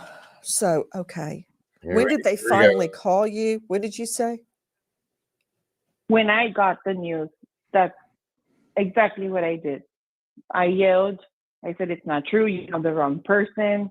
How come no one has come to tell me? How come no one has notified me? I mean, how can a person be deceased? Thank you, Robert. So much love, bro. Sore for moving, but excuse me. But all moved in. Good to hear, bro. Thank you again. We're almost there at that goal, guys. God bless, Robert. Very generous and very much appreciated. Go ahead. So judging by her being on an accelerated program, Right. 4.0 GPA, odds are she was the responsible one in that group. That's the same thing I was thinking too, dude. 100%. So I'm feeling comfortable enough at this point to rule out that she wasn't so drunk that she was going to trip up and over the balcony. So we're going to I'm comfortable enough taking accidental death off the table. Well, And unless somebody, well, yeah, you're right. Unless somebody loaded her drink or gave her something that she wasn't supposed to have, which still, that's not accidental. So yeah, you're right. yeah, accidental death is off the table. So, and again, it looks a little more and more like Truckee, California. Kylie Rodney, 100%. she was set to graduate early, 4.0 GPA, the Yep. responsible one in the friend group, and you have didn't drink a lot, didn't do a lot. Kylie was the same way. She was the responsible one. She didn't drink a lot. She didn't do a lot of drugs that we were told, all that kind of stuff. So it's the same. It it's a lot. It's a lot like the same case, guys. It's crazy. Did somebody ever check to see where Sammy Smith went to college? Was it UT? I was just gonna say I'm waiting to see Sammy Smith step forward now and say, "I'm gonna be here to help you." Yeah, well, You know? I'll filter everything to the police. Don't worry. Yeah, right. Exactly. Welcome, Ginger. But I mean, it's making less and less sense, and and I don't know if I don't know if the mother brought up. She's in an accelerated program and she's in a 4.0, and I can kind of and I can paint a little bit of a picture to being in that kind of accelerated program because the school that I went to, I went for sportscasting. Like I got my bachelor's degree in less than 2 years. It was accelerated, and I actually ended up being valedictorian. Humble brag. Good for you, bro. Good for you. And like, yeah, like you don't get that kind of time to go out and party like this, and and quite, I don't know if I was just far more, if I would be more, if I was far more conservative, but I would be too nervous to go out and be just absolutely crap faced drunk. Sure. Because I mean, you can't keep up your grades if you're always partying like that. That's true. It like it is the absolute definition of no days off. Over like for Thanksgiving, for an example, I had 3 days off of class, but still homework due on Sunday. It is that accelerated. Yeah, my daughter was in accelerated classes too, and it was like a full-time job plus. So yeah. Yeah. And that is like, yeah, there's no way that she was going to be so irresponsible to be doing all of this. And nope. She was absolutely with people that she knew and she was comfortable with. So she was not going to be taking risks. And she was excited. They said she was really excited to go to this specific event for whatever reason. So about it was super exciting for her. Maybe because she didn't get out and do things often, because of this. So that would make sense too. Well, on top of all that, this is the greatest season the Aggies have had in 40 years. Right. That's a good point. So yeah, she would obviously be excited, and I don't know how other people are, but I mean, personally, I like being sober to remember those moments. Now, 100%. Now, if it goes sideways, then that's a different story. Yeah. And by the way, Michelle, this was the 17th floor that she jumped from. That's 17 flights, guys. That's pretty high up there. If you look at that building again, really crazy high. And I can't imagine anybody standing there, even if say she was drunker than hell. I don't think you would not recognize the fact that that's such a far fall. And in one of the clips that you played, her mom mentioned she was terrified of heights. There it is. Bingo. Nope. I don't care how drunk you are. You look down and you're terrified of heights. You're gonna snap right back to it. Yep. You're gonna lay down on the ground. And yeah, I can say from experience is I'm not a big fan of heights. Big man, keep feet on ground. And yeah, I'm backing away from that every single time. Right. Wild. Moonflower just said, went to the address website and it appears that the windows do not open. Just a vent a foot or so high at the bottom, and the railings appear to be nearly 5'5" shoulder height. Good call, Moonflower. Good stuff. Thank you. Yeah. Interesting. Zero chance this was accidental or suicide. No. And that's how law enforcement should be looking at it. And they just blew that completely off. That's insane. I mean, if Unless, I'm like I said, unless somebody slipped or something, you know what I mean? I mean, if I'm a Texas Ranger or like somebody higher than Austin PD, I'm coming in and I'm arresting the lead investigator. You're an accessory to homicide. I'm done playing games. Right. I'm done playing games. I got you. This definitely should be being looked at in a completely different way. Phenomenon, welcome. Good to see you. Thank you for joining us. All right, on we go.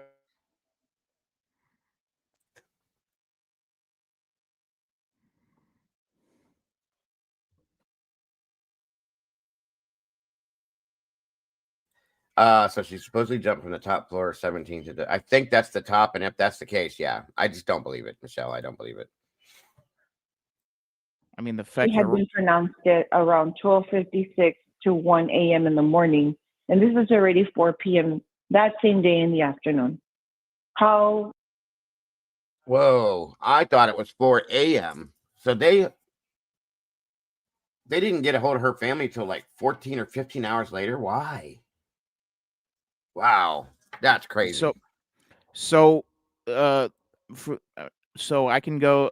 We can go the less nefarious route and the more honest route, the more not as disgusting route, and say she didn't have her wallet on her, so they couldn't have known who she was until they were able to identify her. But if, like you said, she was there with friends and people that knew her, they would all know her. That's the problem. You know what I mean? Yeah, there is that. But what if the friends weren't there? What if they? Good point. Yeah. So, because I mean, that because we can't automatically assume she went down at 1 a.m. That's true. She could have gone down much earlier than that. Just nobody went by. Right. Until 1 a.m. So what I want to know is where was everybody at this party when she did this, when this happened? And how many people noticed it? Why did nobody say anything? Why did nobody go looking for her? Why did nobody flip out? How did she get out there? That's another one. And who was out there with her? That's big. That's very important to me. So, yeah. And with the railings being 5'5", she was thrown off. There were zero chance of an accident. Right. All right. On we go. How come? And the friends already knew, yet he instructed all the friends not to talk to me. And I was calling them like crazy. I was calling Who instructed the friends not to talk to you? The detective instructed the group of friends that he supposedly interviewed. He instructed them not to answer my phone calls. How did you learn that, Ms. Rodriguez? He told us in the interview that we had on Monday. Why? What is his reasoning for the friends not speaking to you? He just said that it was an ongoing investigation and he didn't want me to portray anything other than, I guess, to think what I'm actually thinking is that one of them shoved my daughter off that balcony. Isn't it true, Ms. Rodriguez, that your daughter was texting you and telling you just before her death. Hang on one quick second, you guys. Sorry. One more to go. Thank you, Robert. And I hope you guys got some. Did you guys get whatchamacallit in the chat? Thank you, Robert. God bless, brother. Appreciate that. We hit goal, guys. Very awesome. Bootsy in the house. Happy Dago anniversary, Bootsy, on 3 months. Congratulations. They did get confetti. That's awesome. Thank you, Robert. God bless, brother. Very much appreciated. Go ahead. What'd you say there, bud? So Senior Zowski said that he's looking at a witness statement saying he could hear a girl yelling, "Get the F off me." Interesting, Senor. Interesting. I'll have to find that myself. So there was that probably part of the fight. Yeah. Maybe somebody was shoving her and pushed her back to that and then over. I mean, 30 seconds. Got you. I mean, the first, almost every murder, it either starts with love, money, or drugs. You know what's funny is I've been watching, because of that conversation I had with Lee the other night on Devil's Advocate. I found the old school Hardy Boys, Nancy Drew mysteries from back in the 70s and early 80s, and I've been watching the episodes. They even said that shit back then, you guys. And it was a TV show, for Christ's sakes. So facts are facts. Just saying. Happy Dago anniversary, Bootsy. Again, thank you so much for being part of our family. We appreciate you very much. And Robert, thank you, bro, for helping us hit that goal tonight. And you guys are awesome. I love you guys. Wait, he is seeing reports already. They aren't redacted. They aren't redacted from. Exactly, Kim. God, wait, just give it time. Give it time. Wait till the PCA comes out. That's when everything shuts down. The BSPCA? Yes. BSPCA. Bullshit PCA. On we go. Where she is hurled off 17 floors. By the way, she's so afraid of heights. There's no way she'd get out on that balcony. She would not even ride the roller coaster at Disney.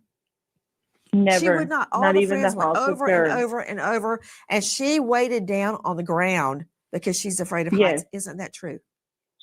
Yes, it is. She never got on roller coasters. She wouldn't even go on a cruise.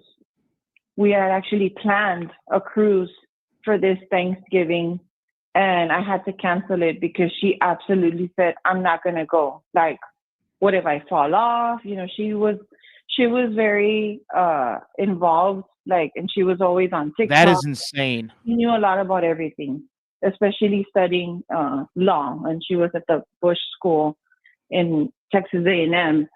And she was like, "No, Mom, There you not go. going to. Have you not seen those videos of people that fall over the rail and they drown?" And she was just, no, she wouldn't have it. There you go. And that's why I have a very hard time believing why this detective says, "Well, she accidentally fell." If you see the rail, Miss Nancy Grace, my daughter was a short person. What'd you say, bud? If she is so afraid of heights that she cannot go on a cruise, that is insane. How'd she get outside? Like, Because she, I know I have a bad fear of heights. Okay, 17 floors up. If there's a balcony, guess who's not going out there? Who won't even step outside the door? This guy. like, I won't go on roller coasters. The balconies, No. they don't typically scare. They don't scare me. But I mean, to that level of fear to where she won't even go on a cruise, Right. that is insane. I hear. Yeah, I agree with you. Thank you, Senor. Yeah, Yeah. I couldn't do it either, bro. Like, That's pretty bad. She ain't going on that side of the room, let alone to the balcony. I agree. I do agree. Something is definitely up with this, and definitely wrong.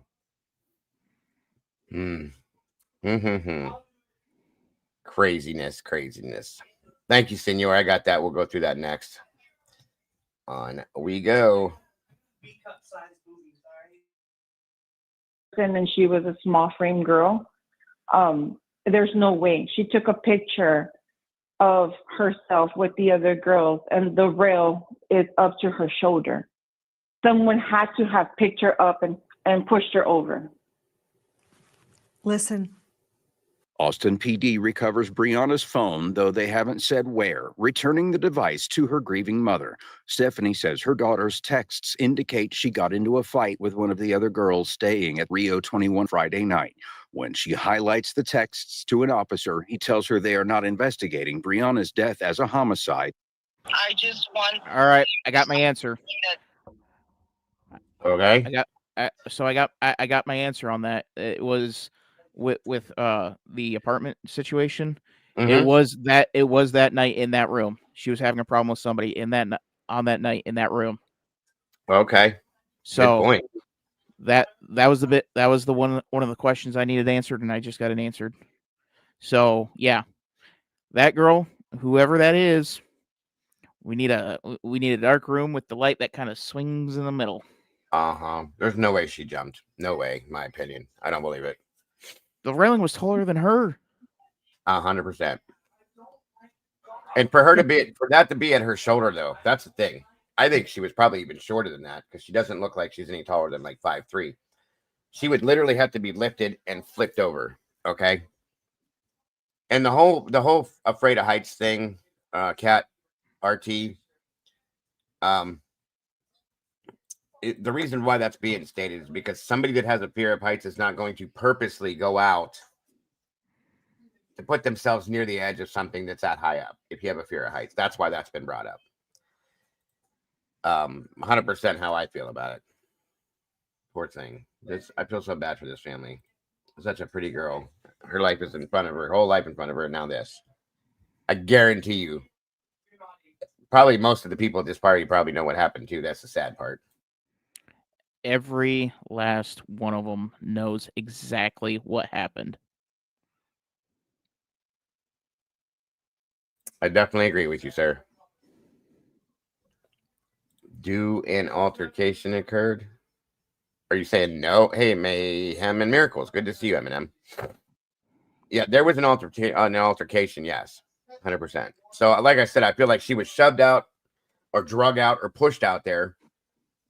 And then everything commenced from there. Disgusting. They're not treating this as a homicide case.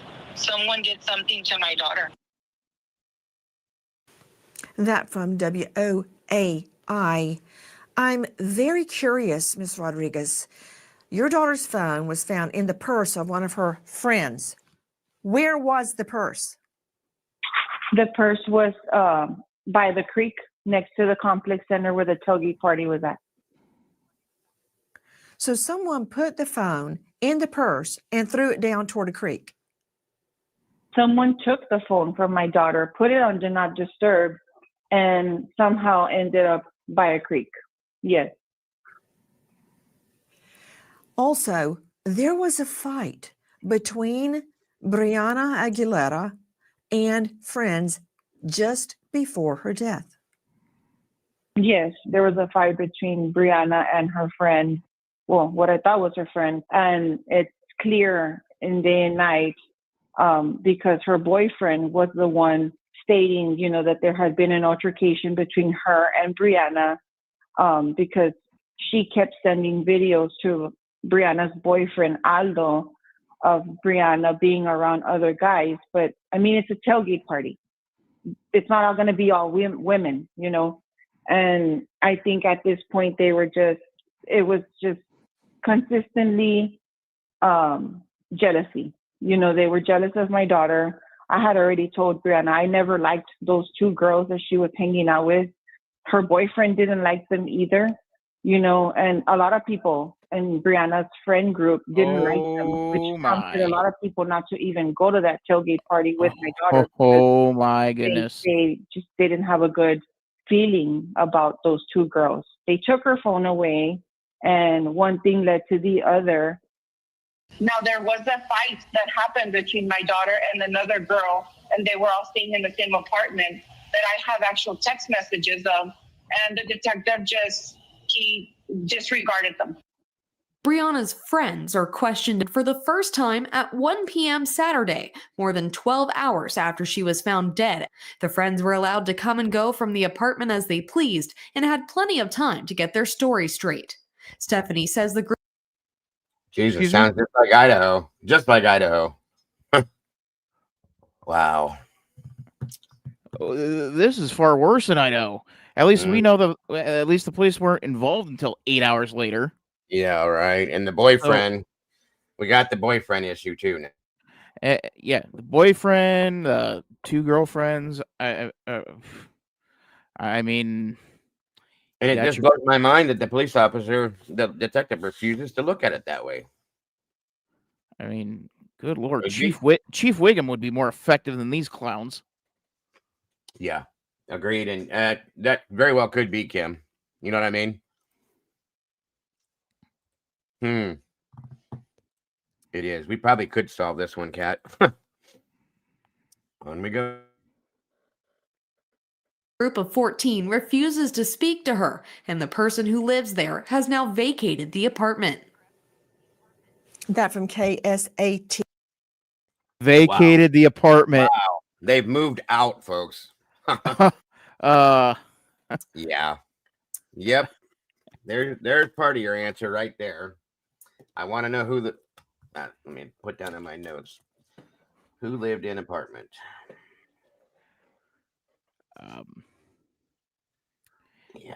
Yeah, nothing suspicious here. This is nowhere near anything like what they've claimed it is. Period. Meanie, good to see you. I'd start with the friends. Her mom didn't like the. Yeah, agreed. Very good points. 12 with me is Brianna's mother, Stephanie Rodriguez. Miss Rodriguez, isn't it true that there was a physical altercation between this so-called friend who's so jealous of your daughter and Brianna? According to the text messages that her boyfriend showed me, and we actually have photos of them, Brianna slapped one of her friends because she kept sending her boyfriend video footage of my daughter being at the tailgate party around other guys. From there on, Here's your answer, folks. Bingo. So, jealous boyfriend? No, jealous girl, jealous friend obviously is trying to wedge herself between Brianna and her boyfriend, probably because she wants him, because she's showing him photographs of her at the tailgate party around other guys. Okay. Grow up. I misread that. You know? So I want to know who that friend is, because there's your answer right there, in my opinion. That's the person that murdered this little girl. And I also wonder who the apartment owner was or who rented it, because if it's one and the same, or if that person's close to this person too. I mean, there's a lot. I want to know if the lease was just over at that point, which I find that a little odd, because usually leases would end in the December, January, February area. Yeah. Not so much at Thanksgiving. Yeah, I can understand if the person that lived there left that night. The person has moved out of the apartment since this happened. That's pretty heavy, folks. I mean, you just don't do that. Like you said, a lease and things like that. That's wild. But nothing suspicious here. Right. Yeah, exactly. So the boyfriend wasn't at the party. That's how it seems to me, Ginger. Yeah. Oh, wow. If I was the boyfriend, I'd be on the phone with Austin PD. Hey, if you're not going to solve this thing, I will. 100%. As I'm racking my 12 gauge. 100%. Thanksgiving end of semester, Mike says. Might be, could be. I don't know how that works, Mikey, but it could be. I don't know what happened. According to the text messages, she just said, I'm done with her. I'm not going to do this. And, it leads on to, it's more of like I'm not going to deal with her anymore. And one thing led to the. It was like a complex, Kim, where, with 17 floors. So like an apartment complex. I'll show the picture of it again here in a few minutes so you can see it again. But 100%. It just bugs me that the person that lived in the apartment moved out, guys. Like, that's kind of, I mean, if it's truly an accident or they're taking it as what they're saying she did, why would that person leave if they had nothing to do with anything? That's my only issue. You know what I mean? And I think I've heard them say they abandoned the apartment. I think they use those words. Yeah, that was in the article that I read earlier that says that the tenant abandoned and vacated. So yeah, or vacated and abandoned. The other way around. Sorry. I guess it would be it. But my mom makes a point. I would maybe because bad vibes, bad memory. I don't know, whatever. Unless, how do you get out of a lease like that though? Because those are usually. It's called 21 Rio in Austin. I will pull that up. Thank you, redacted. I will pull it up. Yeah, could leave you for PTSD. Good point, phenomenon. After the crime, yes, Kim. I'll pull it up here as soon as we get through this video. Yeah. After the altercation that this friend had with Brianna, what happened? They still take my daughter back to the apartment because the detective said that he has video surveillance of my daughter, walking in to the apartment. She was still walking, she wasn't being carried or anything. Yeah, she was being held a little bit by the shoulder, but not more than 20 minutes passed by and 14 people walk into that apartment. And within like 20 minutes or less, they all walk out and my daughter is dead 10 minutes later. I want you to listen to a newly discovered witness. From what I heard, it sounded like somebody was being taken advantage of, and there was a party going on around her, and like nobody cared. I walk around the corner, I get on Rio Grande, I hear a girl saying, "Get the fuck off me! Get the fuck off of me! Get the..." And then it was like a muffled like scream at the top of her lungs. It was like almost as if, like, that sound when like somebody put a pillow or something over your mouth. That's what I heard. That from Jay Pizzle on TikTok. So she was muffled. Somebody had their hand over her mouth or something in that sense. Hold on, let me play that back again. Apartment, and within like 20 minutes or less, they all walk out and my daughter is dead 10 minutes later. She wasn't being carried or anything. So this is kind of odd to me too. So the altercation happened. She comes back to the apartment. She's being walked per se. Huh. Okay. I want to see that video. Agreed. 100%. Yeah, she was being held a little bit by the shoulder, but not more than 20 minutes passed by and 14 people walk into that apartment, and within like 20 minutes or less, they all walk out and my daughter is dead 10 minutes later. I want you to listen to a newly discovered witness. From what I heard, it sounded like somebody was being taken advantage of, and there was a party going on around her, and like nobody cared. I walk around the corner, I get on Rio Grande, I hear a girl saying, "Get the fuck off me! Get the fuck off of me! Get the..." And then it was like a muffled like scream at the top of her lungs. It was like almost as if, like, that sound when like somebody put a pillow or something over your mouth. Kat, drop that in the Discord, hun, because I can't pull it from here, if you don't mind. Oh, absolutely, Boo. That's what I heard. That from Jay Pizzle on TikTok. Have you heard that witness testimony, Ms. Rodriguez? I actually heard that last night. And so my fiance and I, obviously this has been a very tragic loss for me. I just finished planning my daughter's funeral yesterday, making arrangements. And we actually Googled, and he actually searched up the person, the owner of that apartment. And what's funny is that he says that like she was being covered with a pillow, and those are my daughter's words. Like when she was upset, and she never cursed, but yes, I believe that was her yelling, because we found a picture of the owner of the apartment, and in one of the photos that she has, she does have a patio set, and there's 3 pillows on that couch.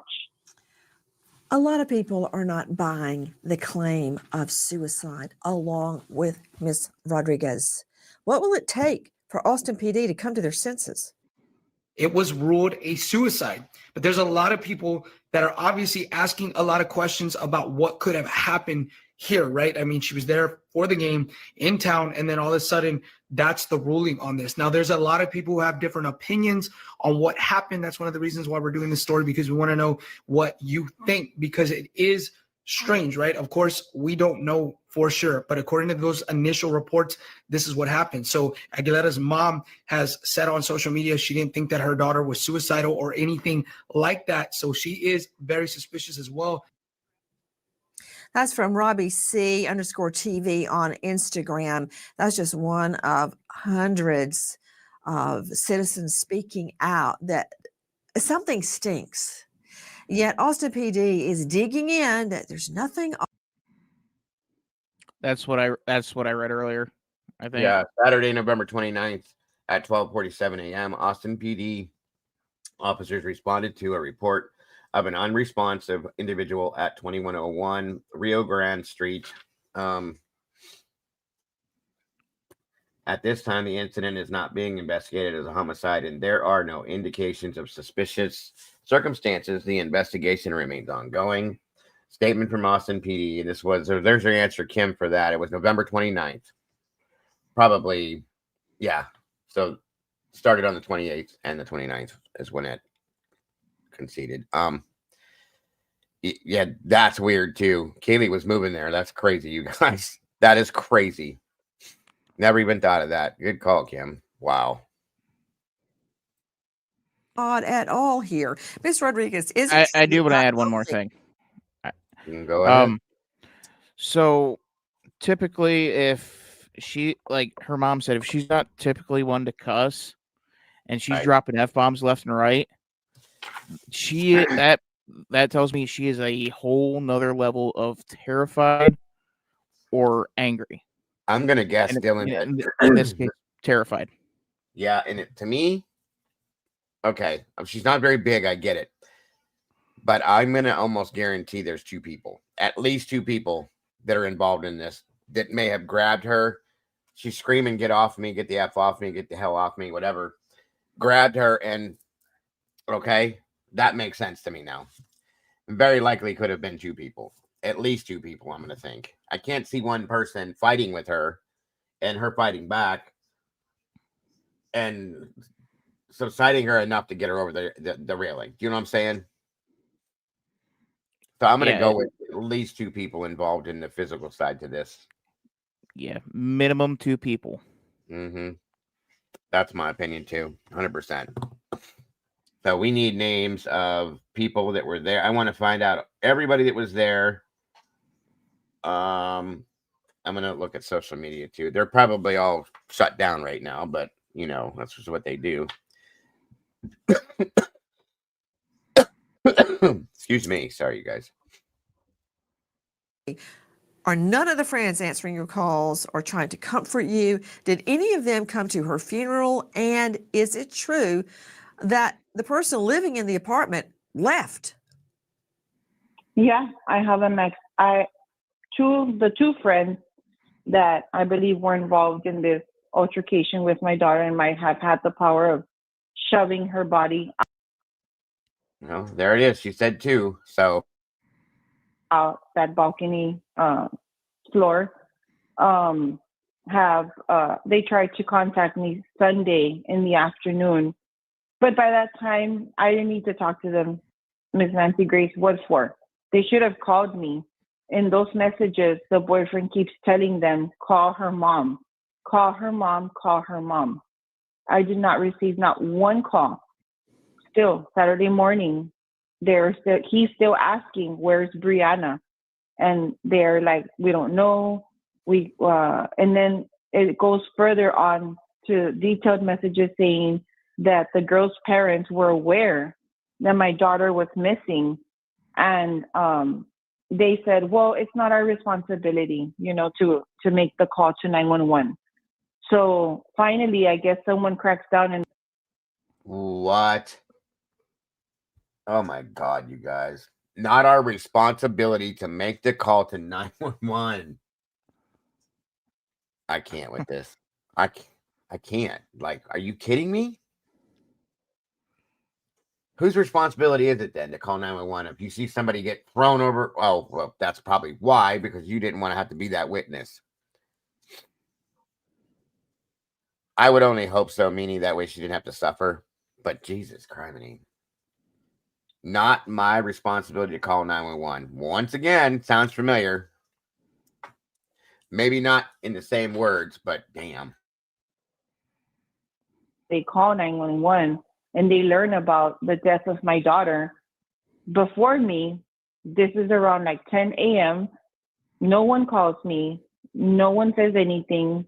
I learn about it until 4 p.m. when clearly, they knew. They already knew. And the detective had instructed them not to answer my calls, not to call me, not to notify me. So when I questioned him on Monday, he said, well, it's protocol. We tell especially young people like that. And I said, well, what do you explain?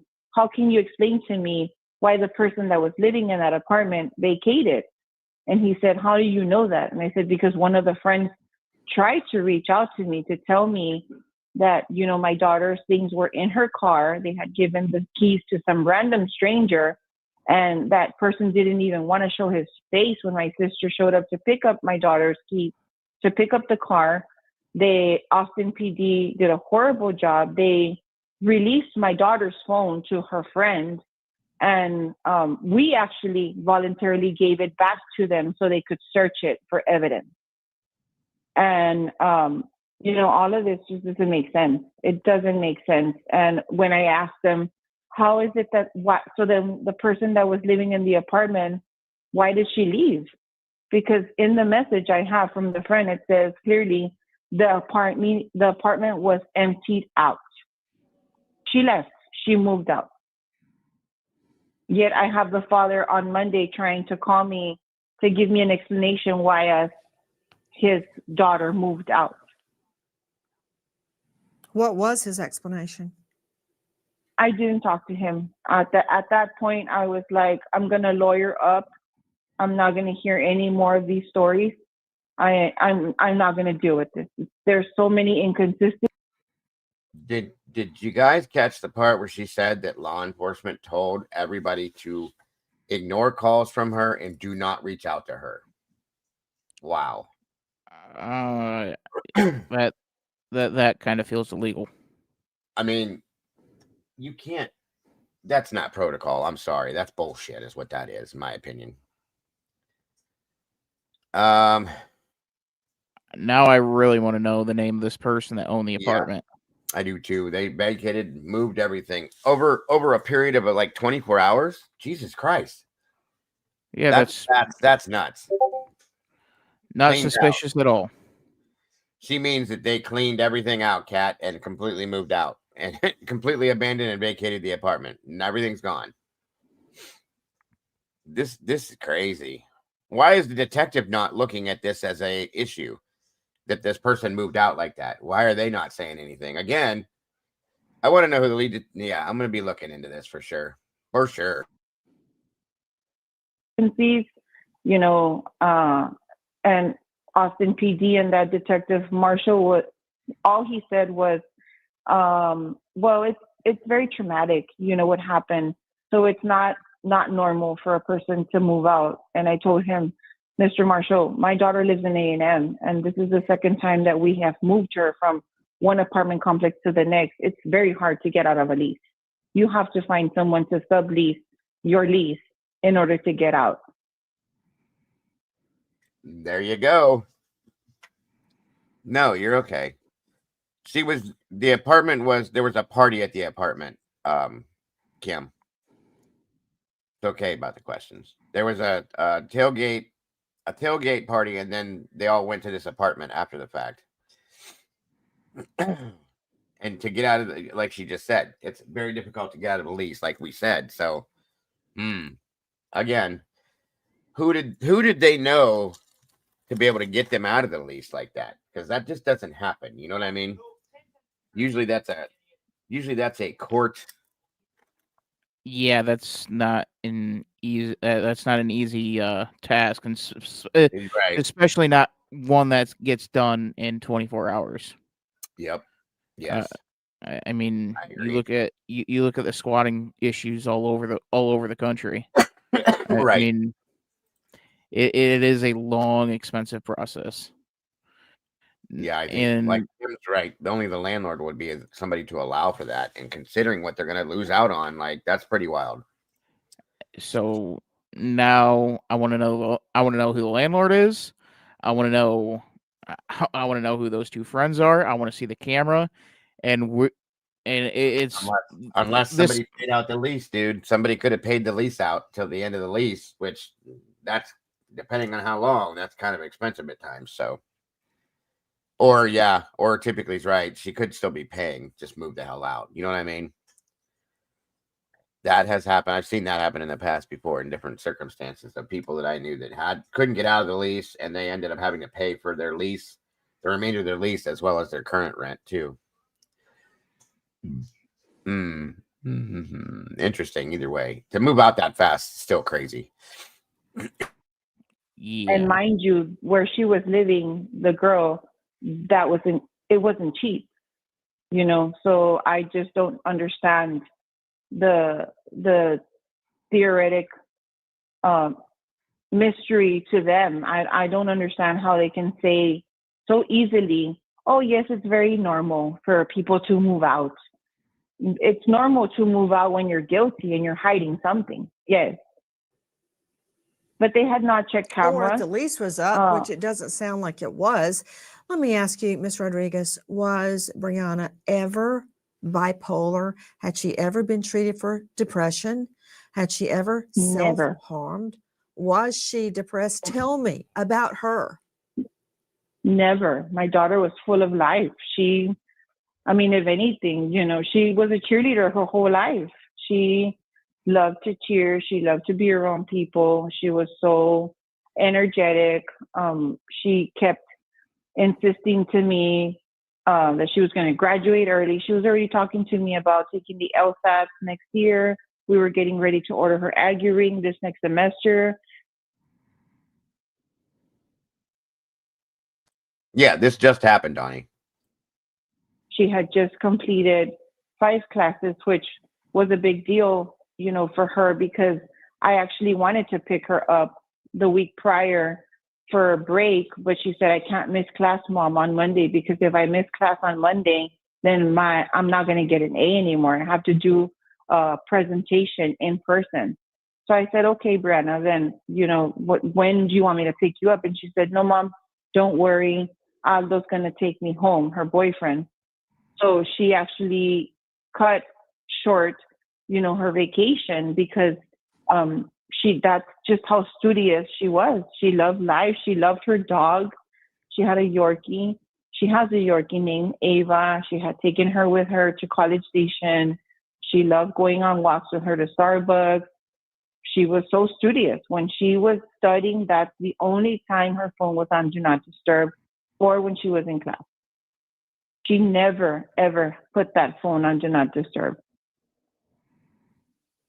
So to me, she was never suicidal. She wasn't. Ms. Rodriguez, is it true that as early as this morning, Austin PD is trying to close the investigation? Yes. At 9:25 a.m., her father and I received a message saying, we plan to have majority of the investigation concluded by tomorrow, and would like to sit down with you and go over all the details we have learned and to answer any questions you have. Mind you. Wow. That's insane. That is insane. As far The as the only- person that rented the apartment, the reason why I'm saying that I want to know who that is, the fact that they moved out so fast, I'm just worried that they may have involvement in what happened to her. That's why I want to know who that is. Well, Wow. the only death investigation that was quicker was JFK. Yeah, right. That's crazy, dude. That is crazy. The medical examiner still has not given us a cause of death. They're gonna close the case without even having a cause of death at this point, too. No, there's something up. Period. Sorry. I mean, the coroner is not going to be able to rule anything other than a homicide.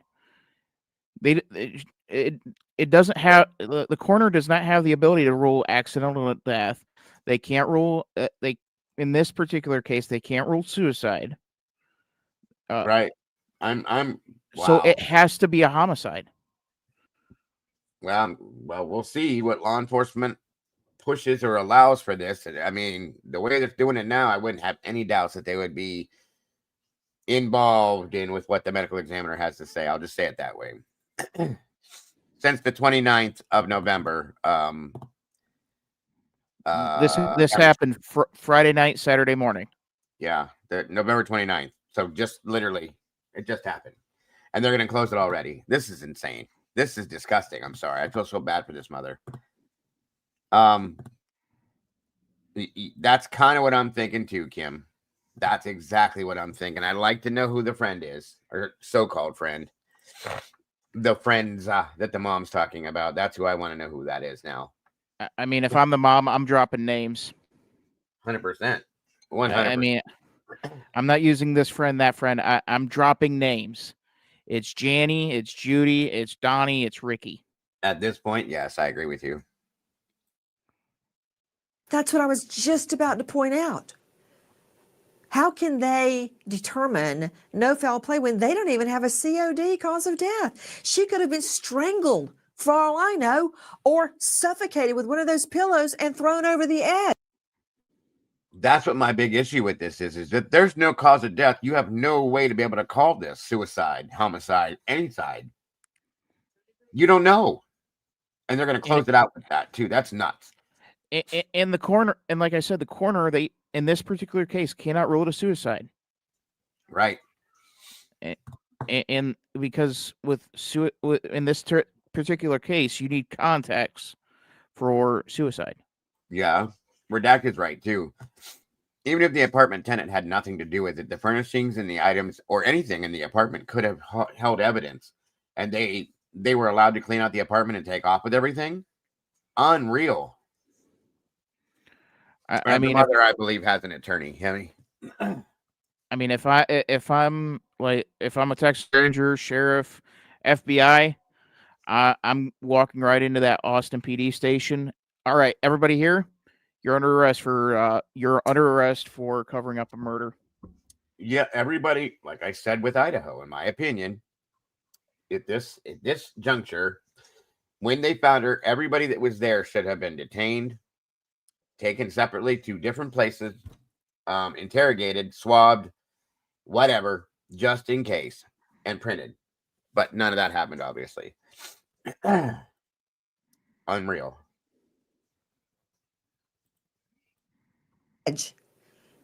Exactly. And that's what innocent bystanders are saying. More people are coming out.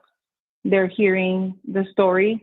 They're recognizing the details that happened that night.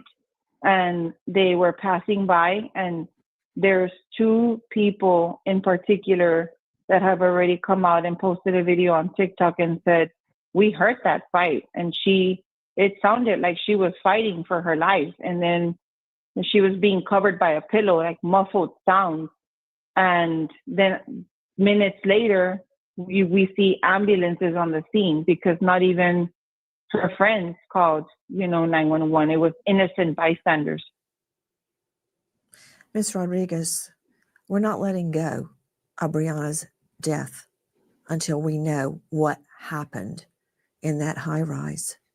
If you know, or you think you know, anything about the death of this beautiful young Aggie, Texas A&M star student, Brianna Aguilera, please dial Texas Crime Stoppers. That number is 512 472 8477. Repeat, 512 472 8477. And please join us in our prayers tonight for Brianna's family. Okay. Kat, can you drop that article link in the Discord directly to me, Kat, please? And thank you. One moment here, guys. One moment here. Hold on. Excuse me. Yeah, typically there wasn't a she jumped or fell. She was 1000% pushed or thrown off. The railing was too high. The railing was too high for her to fall. She was absolutely mortified of heights. She would have never gotten close enough voluntarily to fall. She was pushed. I agree. And check this out. Check this out. Listen to this new tip. 1 minute.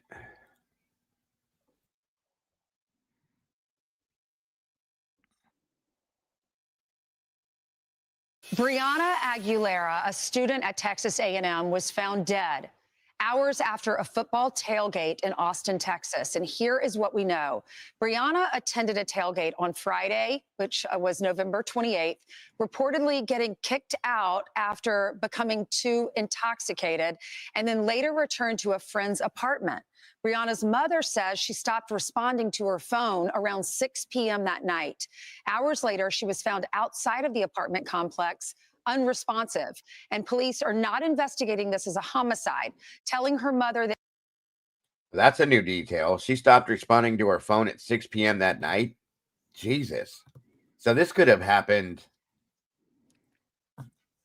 Well, probably not too much earlier because people would have seen this, I would imagine, but damn. Well, the game would have still been going on at that time, I believe. Yeah. Right. So that I'm not really concerned with. Still wild. She either fell 17 stories or jumped to her death from that apartment building. Brianna's mother, Stephanie Rodriguez, joins us now. Stephanie, thank you so much for coming on with us. Thank you.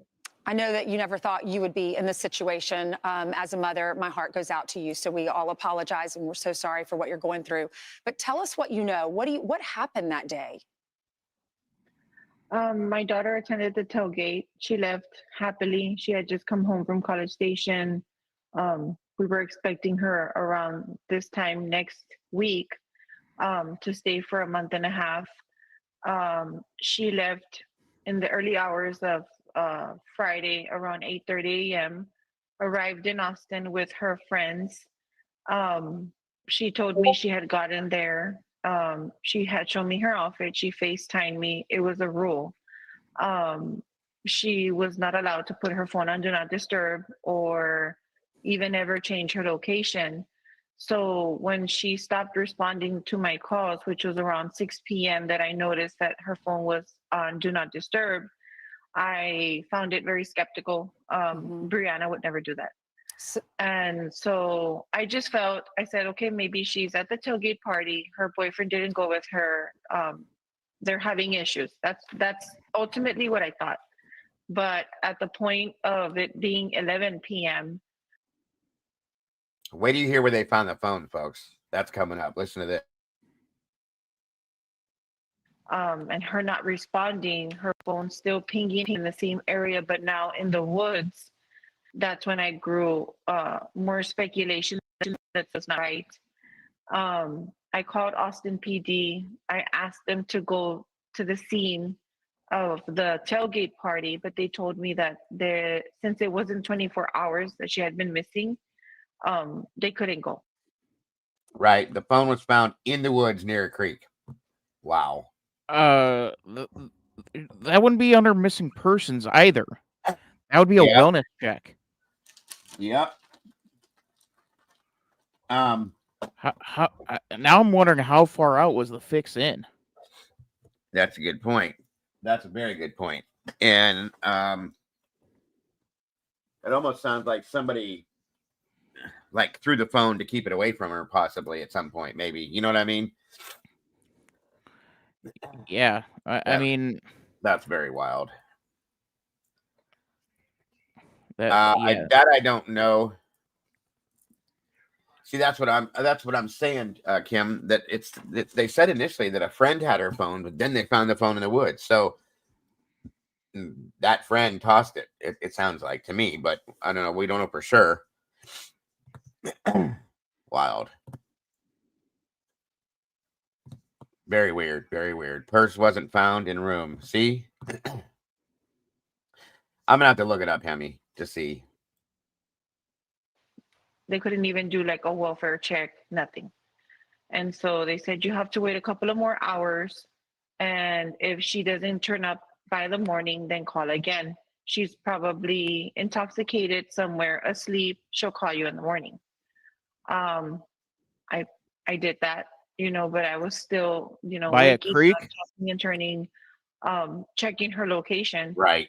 And when I woke up in the morning and it still showed there that it was at the complex center at Rugsby Complex Center, that's when I knew that something wasn't right. I had to prompt Austin PD to do a search, to go and search for my daughter, because, as any mother, like, where's my daughter? How come she hasn't called me? That was never the case, ever.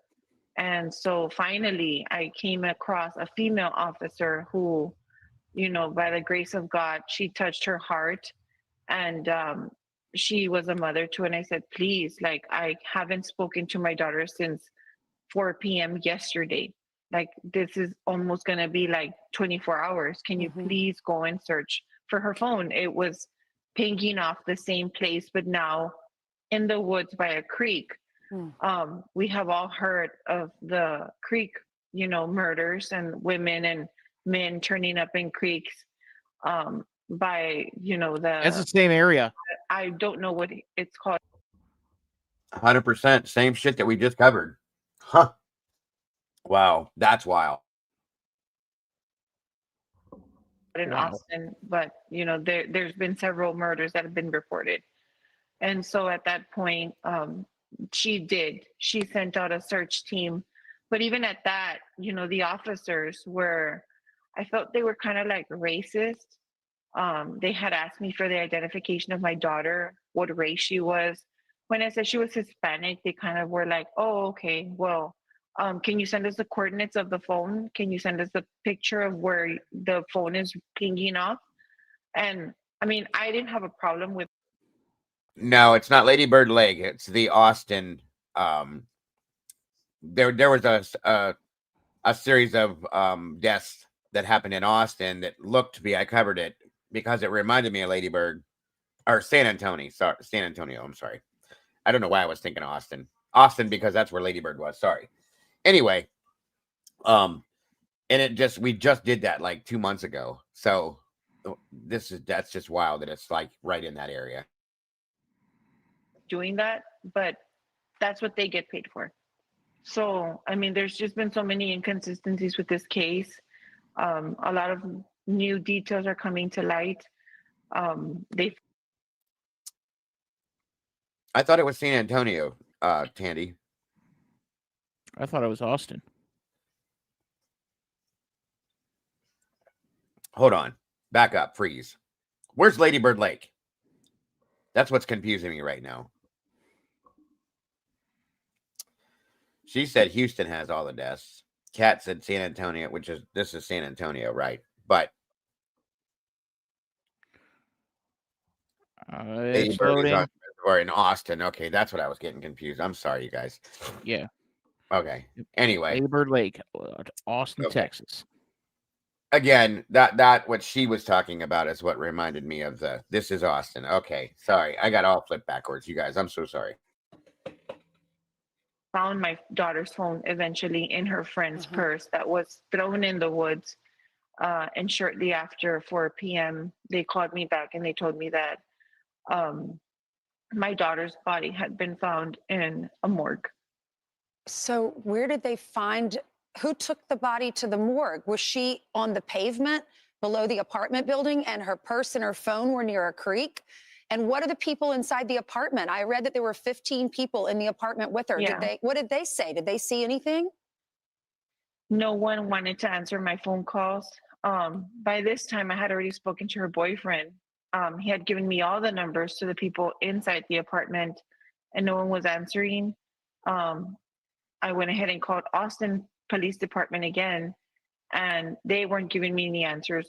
When I heard the news that my daughter was dead, I couldn't believe it. So they're I not said no.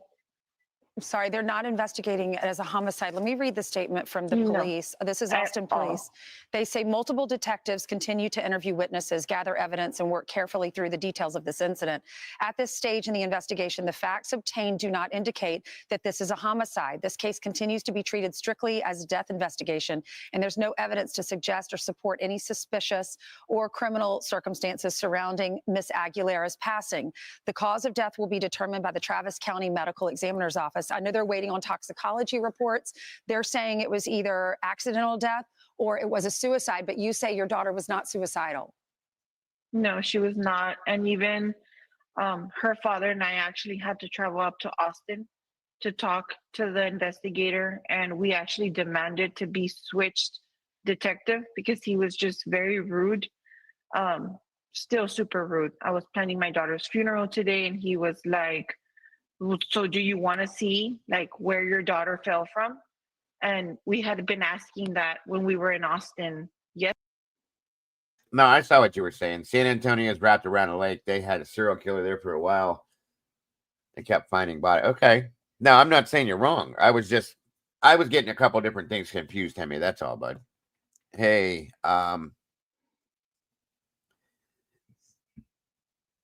yeah, I have to agree with that too. Her mother's very well composed, but I think it's because she's like any other parent. Until she finds the truth and gets the answer she wants, she'll probably be like this, and then she'll break down after the fact. That's typically how a mother is, in my opinion, with these situations. Serial killer was in Austin, not Houston. Houston is the swamp fields. There was something else though that went on in San Antonio, I thought. I'm getting confused myself. I have been. Huh. I'll have to look into it after the fact and come up with see what I come up with. Yesterday or Monday, I just thought it was very rude. You know, he hasn't taken this investigation seriously. Everyone vacated the apartment. The person living at the apartment left. I am a mother of a college student who she was in college, and it's so hard to get out of a lease. You can't just leave. Okay. You know, and so that's another thing that we questioned. And, you know, they're just saying that she was suicidal. And I said she was not suicidal. We looked at the rail. Yeah. Well, my Stephanie, daughter's not that tall. Yeah, a mother knows. A mother knows when their child is suicidal or having depression issues. And you say that wasn't the case here. We're so sorry Never. for your loss. Hopefully someone will see this interview and come forward, because these college games, this is their biggest game of the season, playing their rival. Hopefully someone saw something and will call police or call you and let you know the details, because people are everywhere on these campuses. People had to see something. Thank you so much, Stephanie. God bless you. We're keeping you in our prayers. We have more Fox and Friends straight ahead. I'm Steve Ducey. I'm Brian Kill. Wow. Okay, I got this other article here. Hold on. That detective, if I'm a DA, I'm charging that detective with accessory to murder. Something, because this is wrong, way wrong. And I would try to find a way to get some sort of racial statue put on it. Sure. Yeah, that right. It's what it sounds like based on what the mother said. So, all right, this is the other one. Thank you, Kat, for dropping this for me. A A Texas A&M student is found dead on a sidewalk in downtown Austin. The police are saying there's no suspicious circumstances surrounding the 19-year-old's death, leaving everyone with more questions than answers. We were just like, okay, like, so what happened? The Austin Police Department received reports about an unresponsive person outside of the 21 Rio apartments in the West Campus neighborhood on Saturday morning. Holy shit. See, there you go, Kim. Yeah,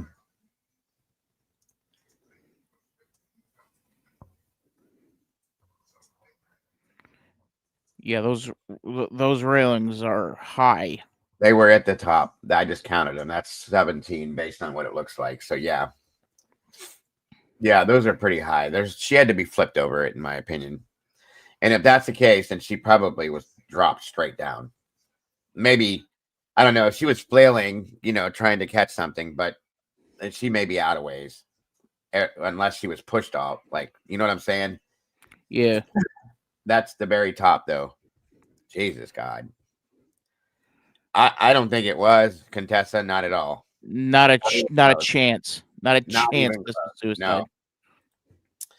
I respect what you think. I don't believe it myself personally. It would definitely be noticeable. Hemi's right. And to just be laying there as unresponsive, in my opinion, I'm sorry to say this, but there'd be one hell of a mess on that sidewalk, I would think. At least somewhat of one.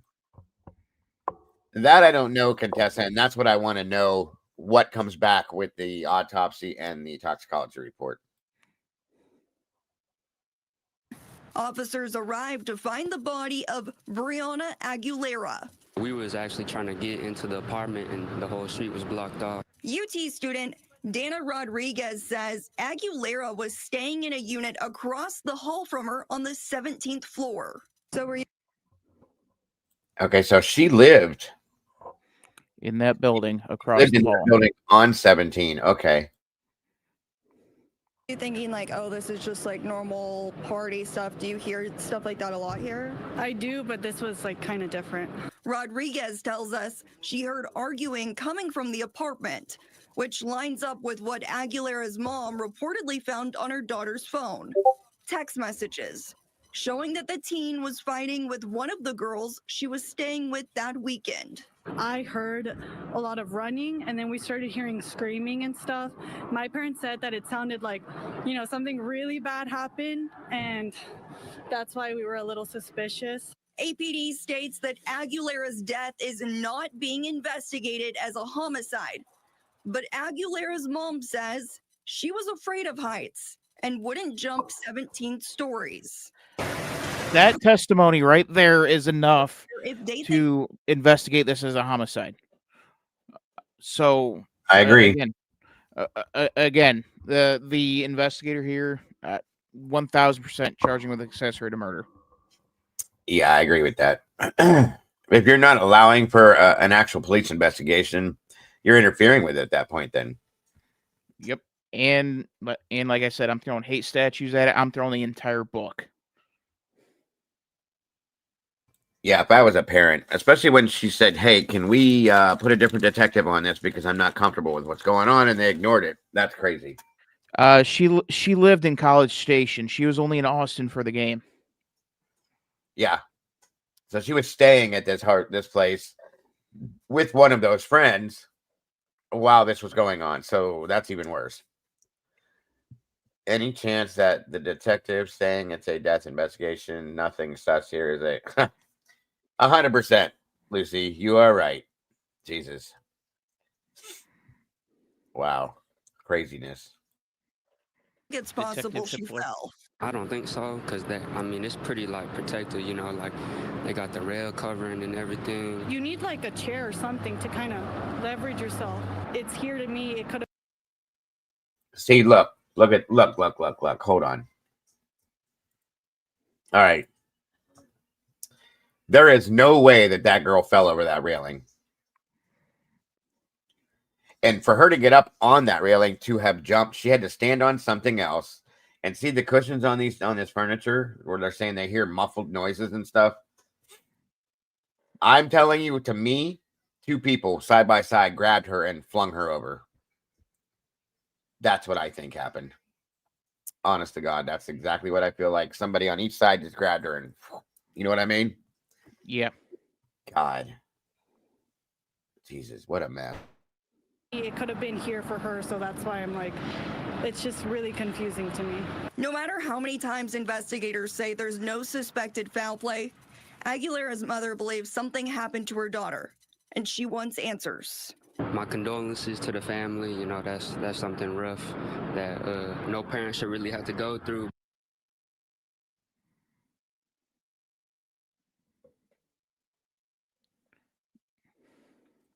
Hang on. A Texas A&M student is found dead on a sidewalk in downtown Austin. Holy echo. There's no suspicious circumstances surrounding the 19-year-old's death, leaving everyone with more questions than answers. I think it's playing at the top of the article. Okay, like, so what happened? The Austin police. Yeah.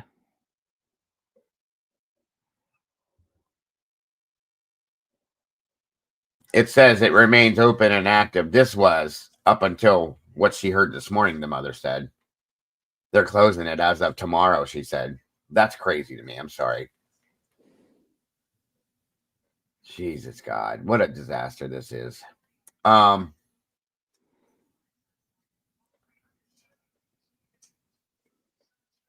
heard a lot of running and we started hearing screaming and stuff. My parents said it sounded like, you know, something really bad. So somebody watched her go over. And they all started running that direction, it sounds like. What's up, Birdie boy? What's going on, brother? Good to see you, bro. Thanks for joining us tonight. Hope you're having a great night, bro.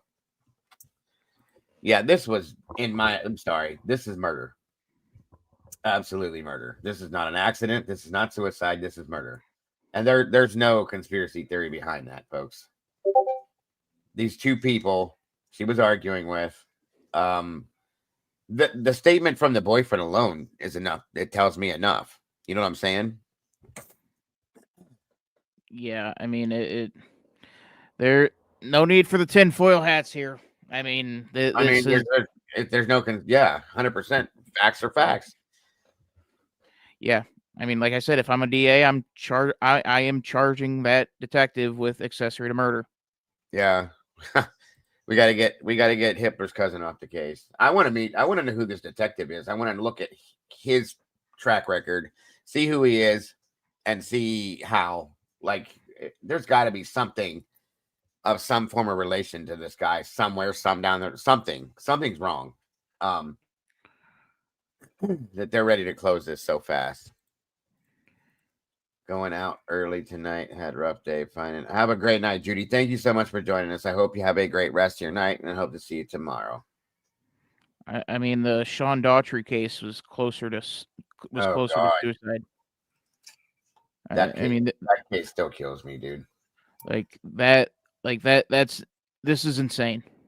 Uh-huh. Oh my God, I'm sorry. I didn't even read the second part of that, Judy. I'm so sorry. Prayers and thoughts with you. Absolutely, Judy. Good night, hon. That's what I want to know, too. Who are they related to, or who do they know, Meanie? You know what I mean? Your brain is tinfoil. But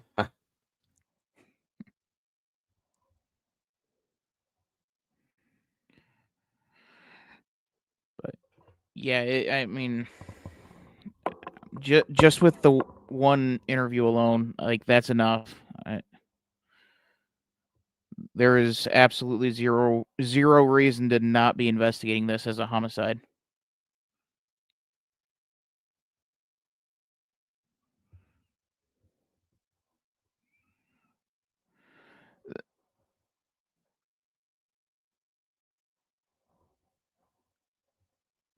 I do think detectives in today's world mostly do a good job. It's just the ones that we get fascinated with are the ones that are completely moronic or have something to hide. So it seems like there isn't a detective out there that has a damn clue what they're doing in our world.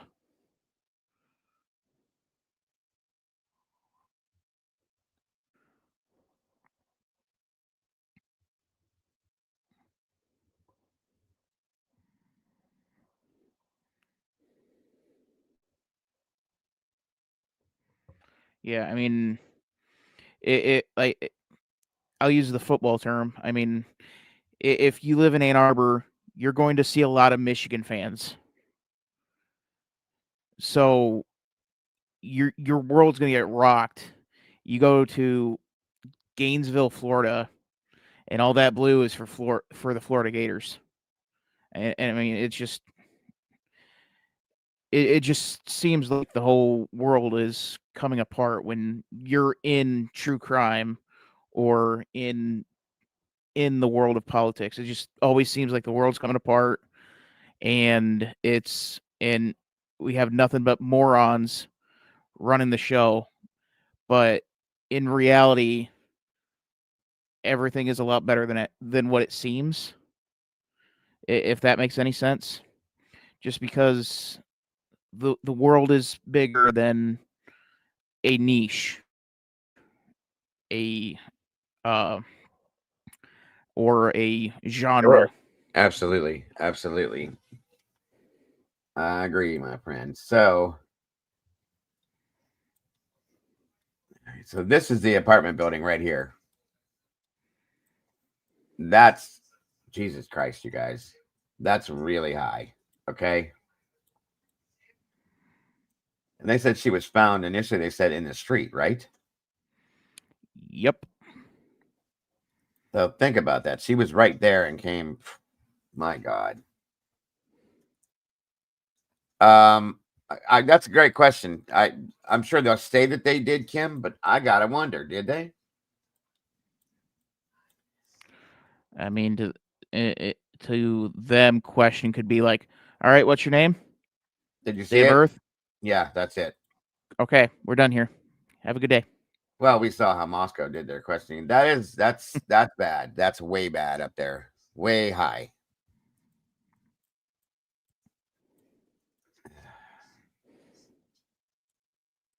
Yoy.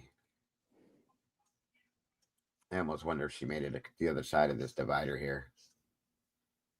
Because that's really way up there.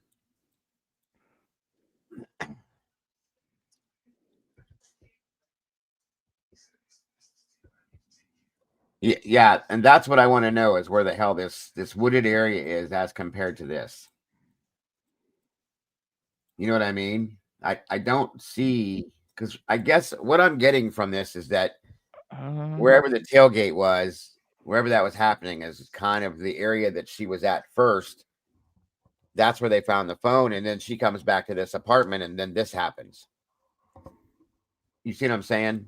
Because there's no woods around here. This is inner city. Yeah, I mean, you're essentially like right in the heart of the city. 100%. So where did they have that's what I want to know is the address to where the tailgate party was and how close they were to a creek or a river or whatever the hell it is. Well, I agree, Dory. Let me do some looking. Tandy says it makes a good point too. Why would law enforcement give the phone to a friend to return? Why not give it to her parents? That's my point. There's Shoal Creek Park, 1,000 feet Plus, from there. that would be illegal. Yeah, I would think. Yeah, Shoal Creek Park, that's right there, isn't it? Yeah, but I don't think there's any woods there, is there? Because I looked that up once before for something else, and I don't remember. What my understanding is that this all went down at the tailgate party, and she left the tailgate party, came back to the apartment. So that's what I want to know is where the tailgate party was. I don't think we got an address for that.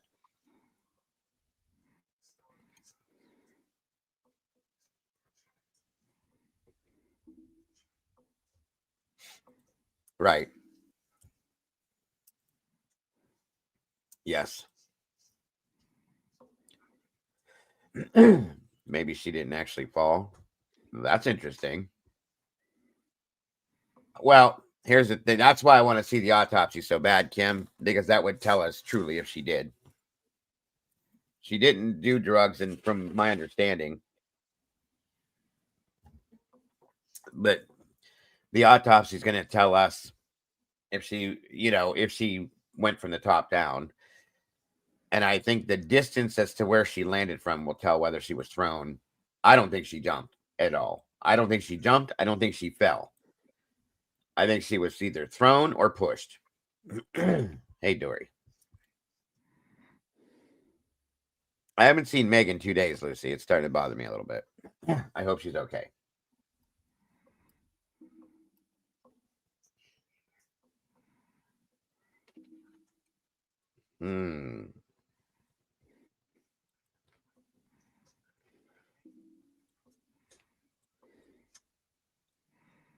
Yeah, we need names. I got the football stadium up on my maps, and I'm trying to do a little bit of a radius here to see if there's like any sort of creek. But I mean, it's not like it's not like a lot of stadiums where it's kind of like not quite in the town.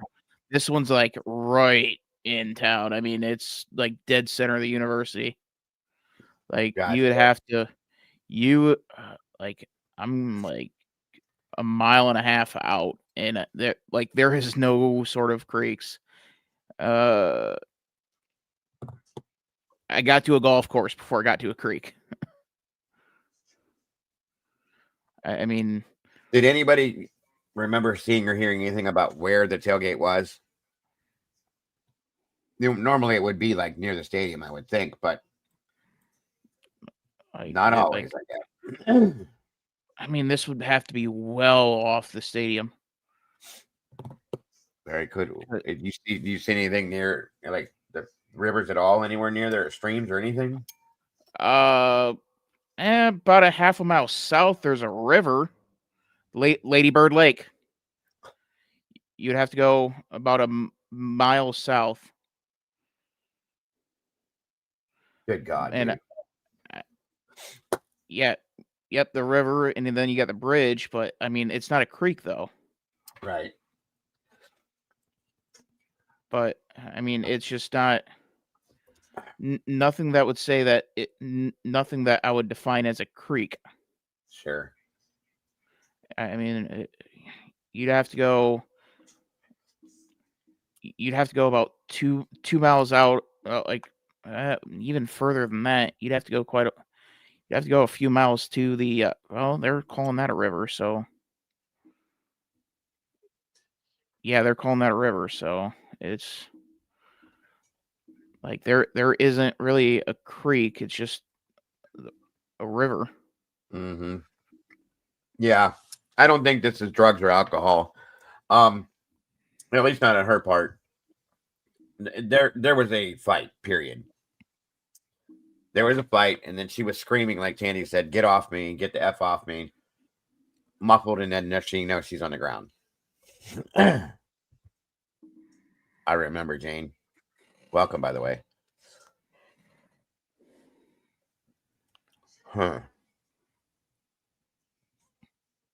Cover story. Yeah, it kind of sounds like that, Kim. Something's off big time with this, in my opinion. But yeah, this is the apartment building right here. So the next thing we're going to do is try to figure out the address. Probably not tonight, but the address as to where the tailgate was being held to find out where that phone was. You know what I mean? Shoal Creek is 1,000 feet away, and a park is there too. Do you think they had the tailgate there, Meanie? Let me see.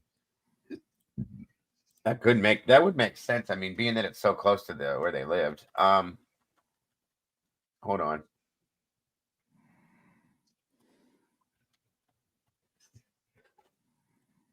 That could make some sense.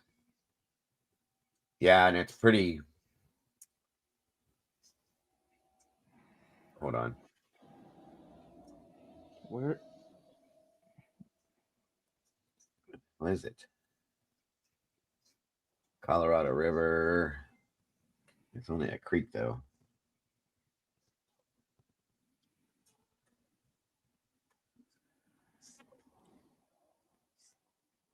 So somewhere within these wooded areas, it could be. It's It not could so be. much. It's not so much a creek though. No, that's like it looks like rapids in some sense. You know what I mean? But Yeah. different states see things different ways. So Yeah, we need a Texan.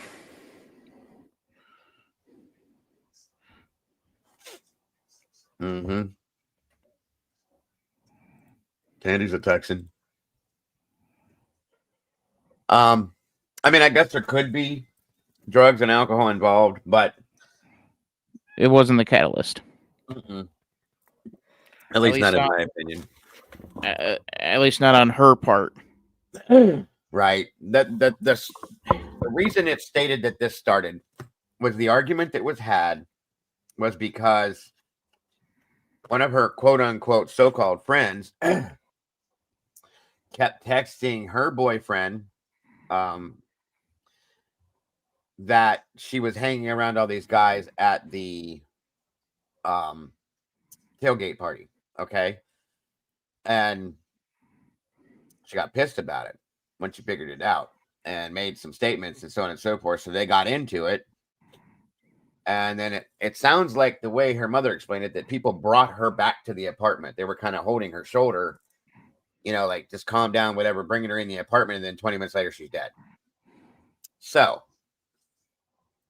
that's how it was explained to you guys.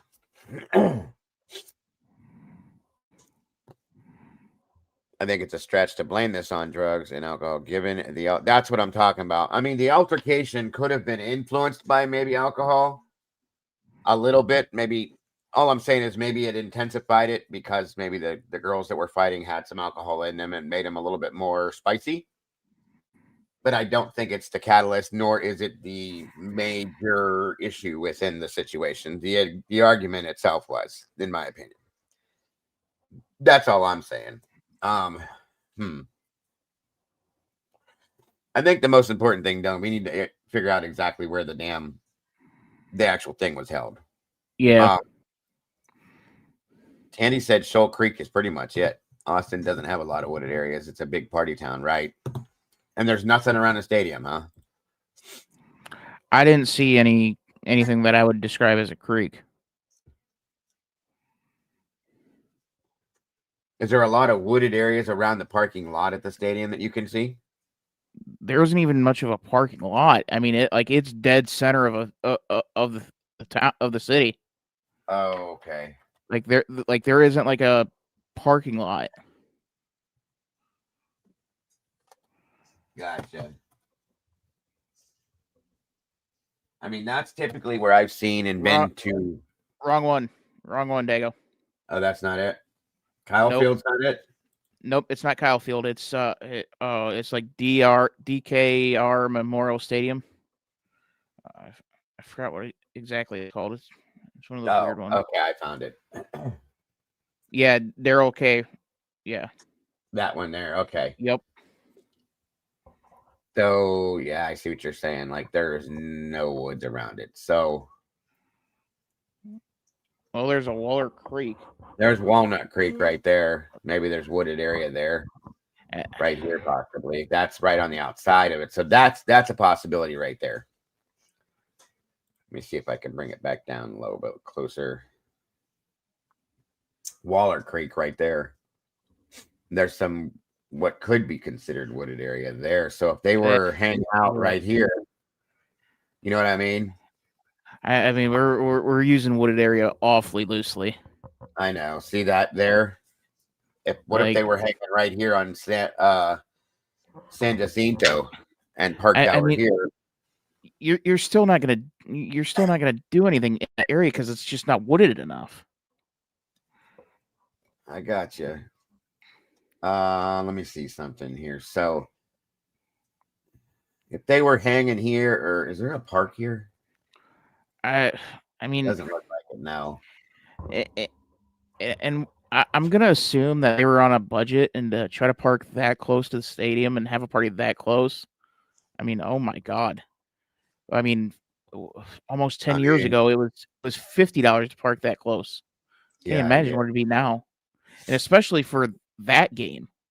Right, and everything else around here. That's the only like wooded area that's near, if you call it that. Okay, is on San Jacinto, where that Waller Creek is, and it runs underground right there. It looks like they said near a creek, so it could be here, Yeah, here, or here, maybe something like that. Is just an opinion, you know what I mean? yeah. Oh, Waller Creek's up here too, so it could have been. Oh no, that looks like that's University of Texas Travel. That's closed, so I doubt that. That would be my favorite spot at this point. At this current There's point, Waller Creek there too. Creekside Residence Hall. nah. Maybe this is the. It's kind of over distance from the stadium, though. I'm like, look, like right in here, bro. This is my opinion. Or over here. Anyway, yeah, it's not really woods, but you could throw a phone there. That's a good point. Yeah, I could see a phone get thrown there, but I mean, if you're trying to stage a suicide, you're not going to put a phone all the way out there. Good point. That's a great point. So one of the friends had the phone, left with the phone, and threw it somewhere to hide it for whatever reason, and it was found because there was a tracking device on it. So at that point, Kat's got a great question. Who's the boyfriend? Does he attend A&M as well? That's what I would like to know too. You know what I mean? Because he wasn't there with her. He just sent her messages but that friend was sending him messages too. So it's somebody that they both know. This friend must have been somebody that she thought she was close to. Agreed, Kat. We need college kids in here to help us. Very good point. I wonder if I bring it in. That looks hardly wooded. That's barely wooded. It's like some trees. You know what I mean? Yeah. It almost just looks like surrounding trees. Yeah, that's all that. Yeah, that's all that is, because you can kind of see. Well, wait a minute though. Look, there's a pavilion right there, dude. Texas Cowboys Yeah. Pavilion. That'd be a good place for a tailgate. You know what I mean? Yeah. And that creek is. Where the hell did it go? Right here. Right there. Yeah, it runs right there. Yeah, I mean, you're There's, just that tossing could it off be the bridge. Yep, that could be it right there. There's a stadium, so I bet you that's probably close right there. So in the shadows of Georgia's playground. Uh-huh. Let me see if I can get down closer to that. Oh, I didn't want to get in the stadium, y'all. Jesus. Oh. Nice stadium though. It's a badass stadium. God. Lots of money. Missing some hedges though. Need some nice hedges. Yeah, sure. Wow, that's big. Never seen it before. Yeah, it's only like 90. I think it's like 97,000. Only? Somewhere between 93 and 97. Oh, Jesus. 93 and 97,000. Yoy. Right. That's one of the biggest stadiums I've seen for a college. Jesus. That's bigger than a lot of pro stadiums. Okay, so yeah. I mean, college stadiums. I think AT&T Stadium is the biggest pro stadium, and Texas. I think and I think this one is. It's not even the biggest stadium in Texas. Oh hell no! I think no way. Kyle Field is bigger. Yeah, it is bigger. I've seen that one. There's 101,000. These people that go up here, you'd have to. Nope. No. Not even close.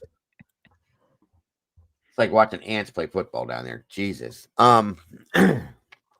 You would actually be able to see better than what you'd expect. I've been to Ann Arbor for a Michigan game, and I've set up pretty high, and you can actually see a lot better than what you'd expect. Right. If everything's bigger in Texas, why is the biggest outdoor stadium in Michigan?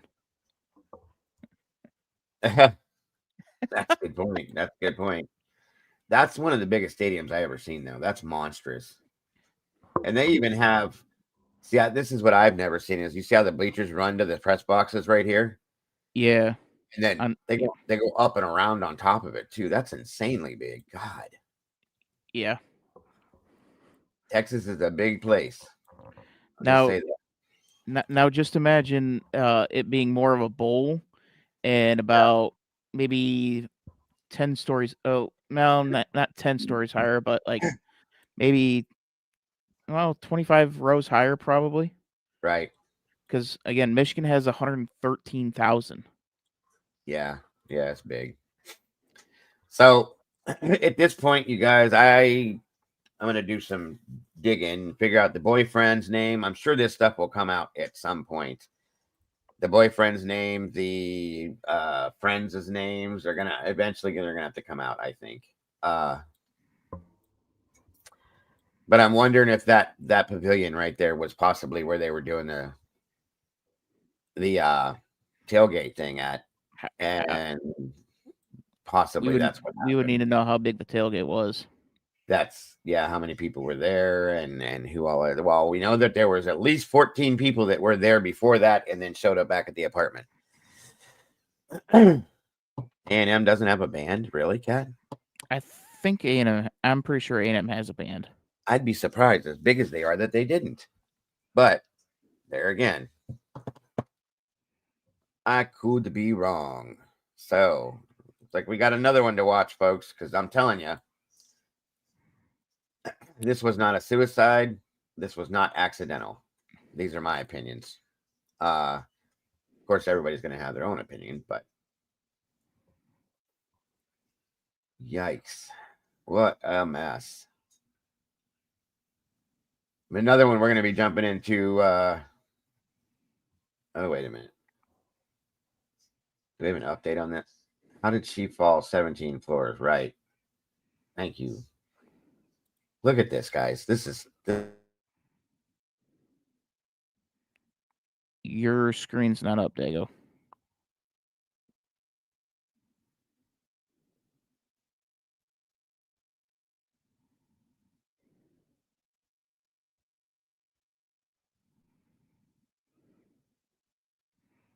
That is a flattering picture of that guy.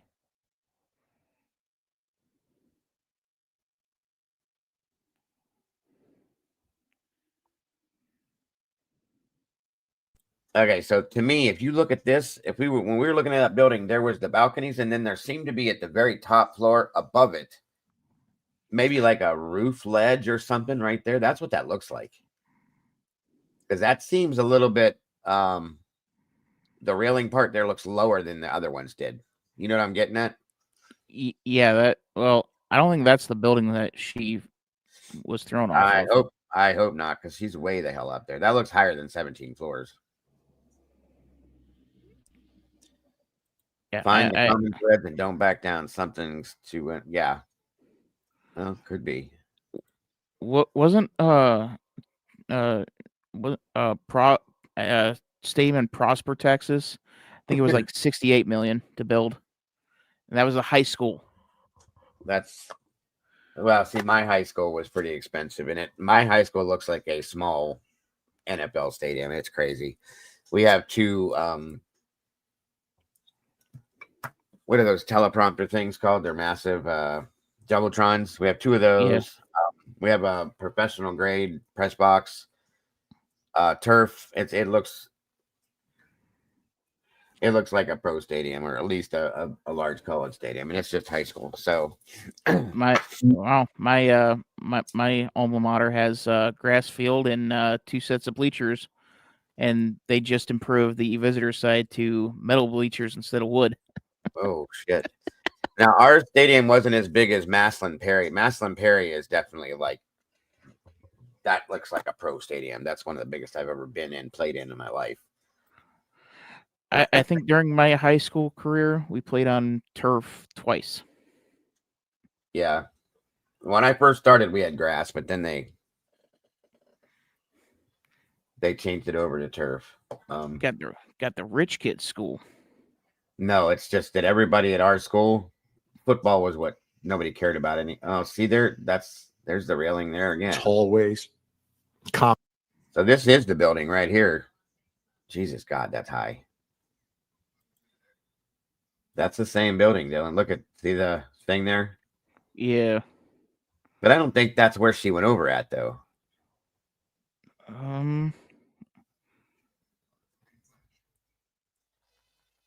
I don't think, at least. That looks different than what we saw from the ground.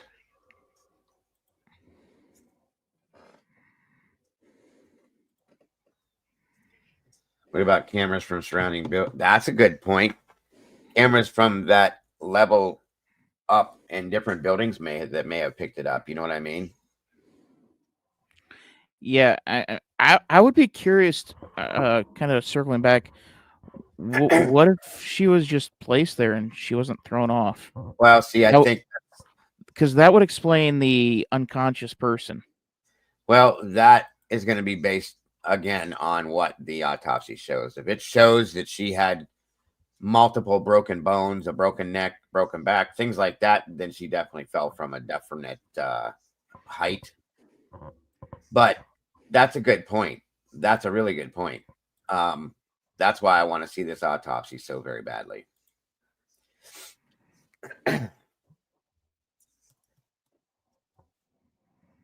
This is foul play. There's also a beauty queen who went over a balcony in New York. Oh, that's very sad. Very sad. Yeah, that's what I thought you meant, Kim. If she was placed there and then they just made it look like she jumped or fell. Yeah, that's why we need to see the autopsy. We need to see exactly what the autopsy shows. Like I said, if it shows that she has like every bone in her body's broke or fractured or you know what I'm saying? Things like that. That's gonna point to something, I should say. The roof of her building has a lateral or angled barrier. It has lateral or angled barriers to stop any fall from the roof. Thank you. Good call, Moonflower. Appreciate that. You checking into that.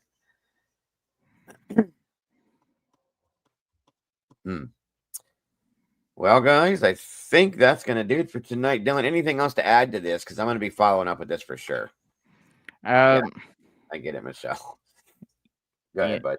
Yeah, I got nothing more as of now. I'll definitely be taking a closer look at it, and yeah, might be putting an officer in a grilling session.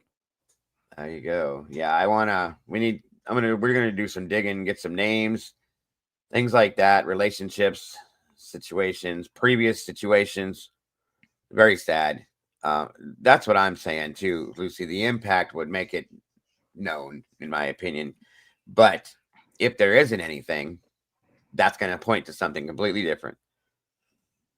No, Michigan is still the largest stadium in college football. Ohio State is 107,000. Michigan's is 113. So it's bigger just by like 7 more people. Well, 1,000. Well, 7,000 more people. Sorry. Yeah, only 7,000 more people. Don't start it, Lucy.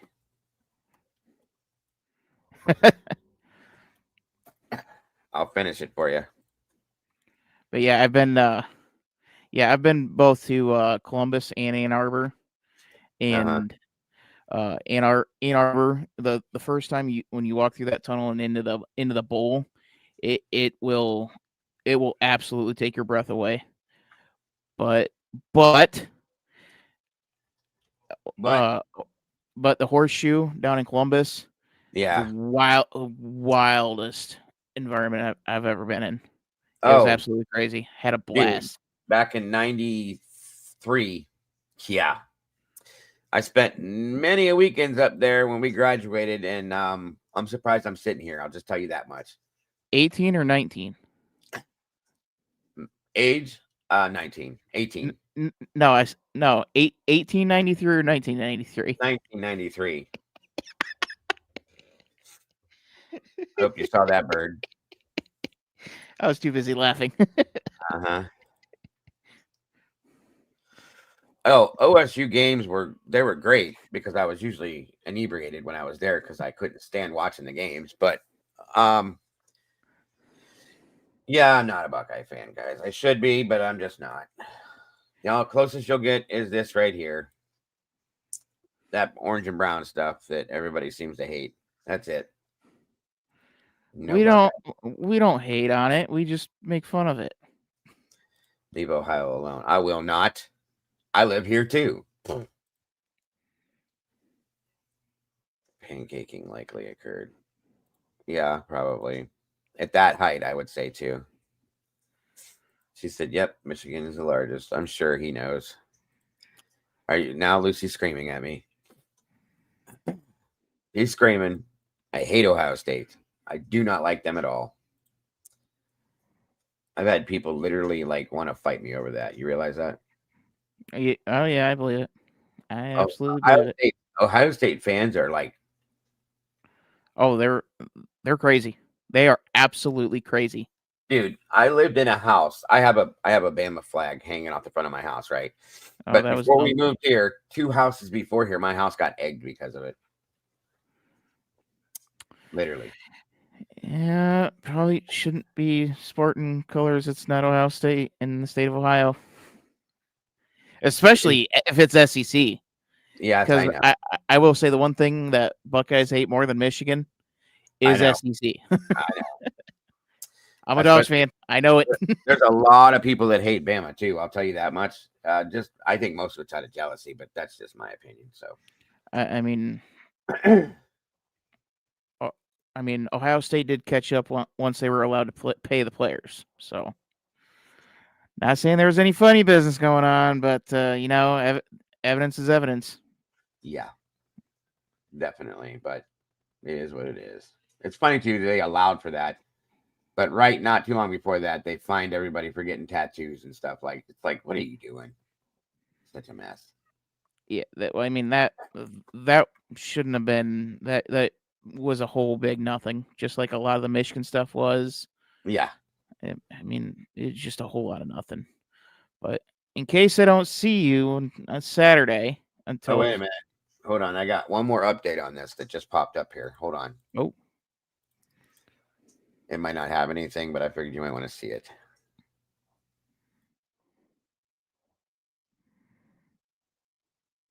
Mysterious death of a Texas A&M sophomore.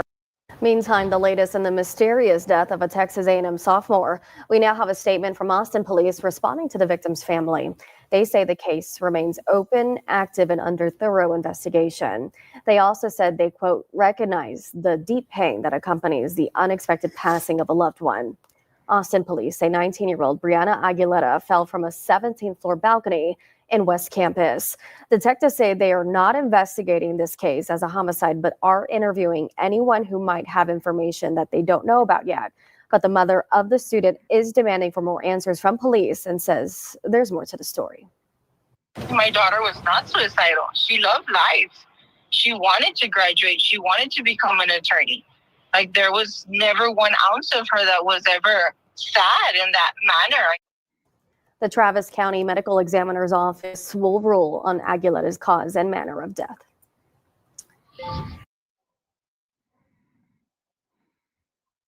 That's it. All right. So you were saying if you don't see me Saturday, what's up? Go Dogs. It's round 2, Saturday. 4:30 Eastern. Round 2. Yeah. No. Not gonna happen. Should do a watch party. That'd be fun. There'd only be like 5 of us in here. 5 more people than what would be in my live stream. Yeah, I guess. What is tomorrow? Thursday. Oh, I might want to tell you guys that before I get out of here too. Oh, wait a minute. Oh, here it is. Here's the answer to some of the questions some of you had. 1 minute.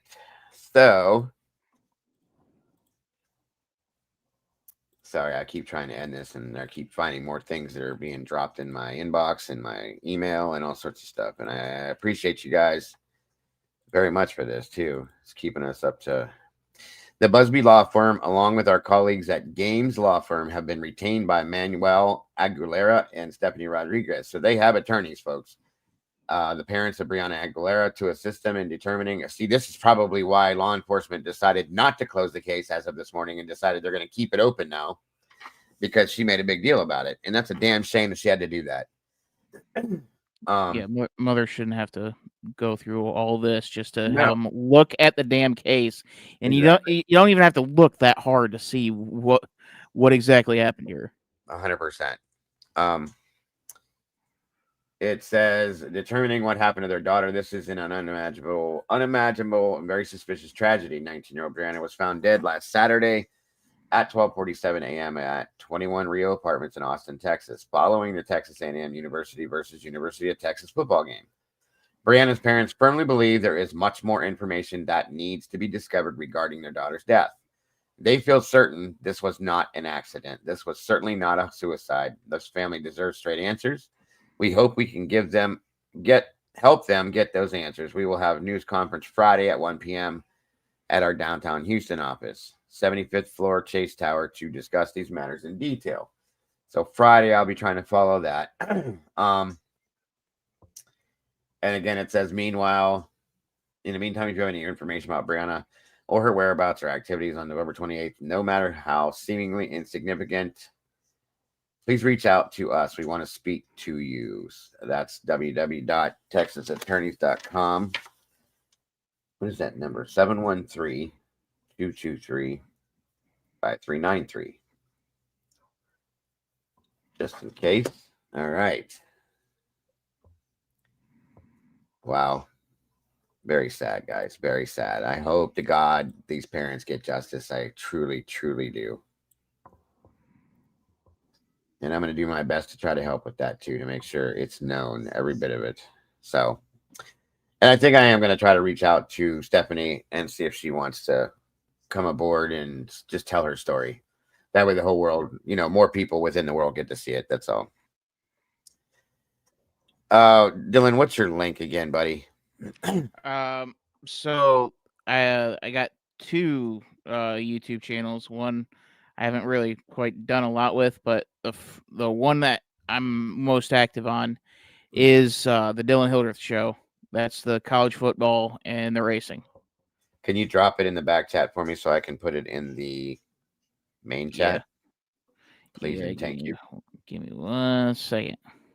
Absolutely, because I think Kim wanted to give it to her brother. Yeah, and oddly enough, I talk very highly of Alabama for quite the stretch on my channel. Because I am very fair in the on my channel when it comes to talking about college football. Yeah. On here, I just kind of be more unfair when it comes to college football because you do you're that one of on those. purpose. Yes. Oh yeah. Okay. Yeah, like Candy said, Bama's going to dog walk Georgia. We all know that. So no, last time Georgia and Bama played twice in a calendar season, they split. So it's very hard to beat a team twice in one season. We'll see. Well, except when it's Georgia against Texas. Typically, my favorite college team is the Georgia Bulldogs, and my favorite NFL team is the New England Patriots. Oh my God, it's even worse. Jesus Christ! I want to be your friend, and you make it so hard. Just watch a couple of videos where I talk about Georgia. I just pretty much crap on them the entire time. Like I'm just astounded that most of my subscriber base is SEC fans because I just lay into the SEC most of the time. Nice. Speaking of, thank you guys again. We hit that goal tonight. You guys are amazing. Thank you for that, Robert, and everybody that took part in that. You guys are amazing. God bless, and so generous, you guys. Very awesome, and I hope you guys enjoyed your confetti in the chat. Once again, You guys hit that goal early on too, so thank you for that. Tomorrow, I don't know if it's going to be tomorrow or Friday, but Outcast is joining us for a late show.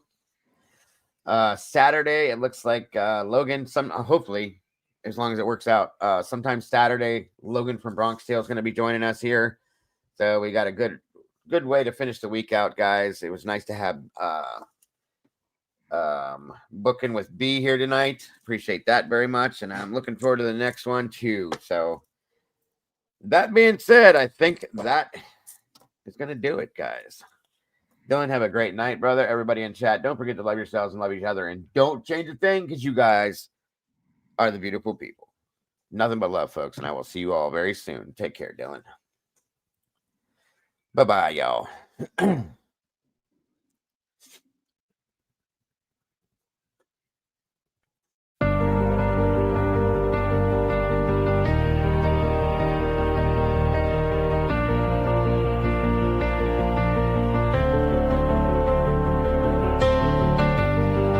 The coffee's cold, the final stain. We laid the map out in the pouring rain. No hidden corners left to creep. The dark truth woke while the city was asleep. The evidence lines up straight and true. A perfect picture of what they chose to do. The quiet street erupts in flashing light. A reckoning delivered in the night. SWAT serves the warrant, loud and clear. The sound of justice, the only thing we hear. At the True Crime Cafe, we watch the suspect finally pay. The dark truth is backed and signed and sealed. The wound is closed, the name is finally healed. It's finally healed.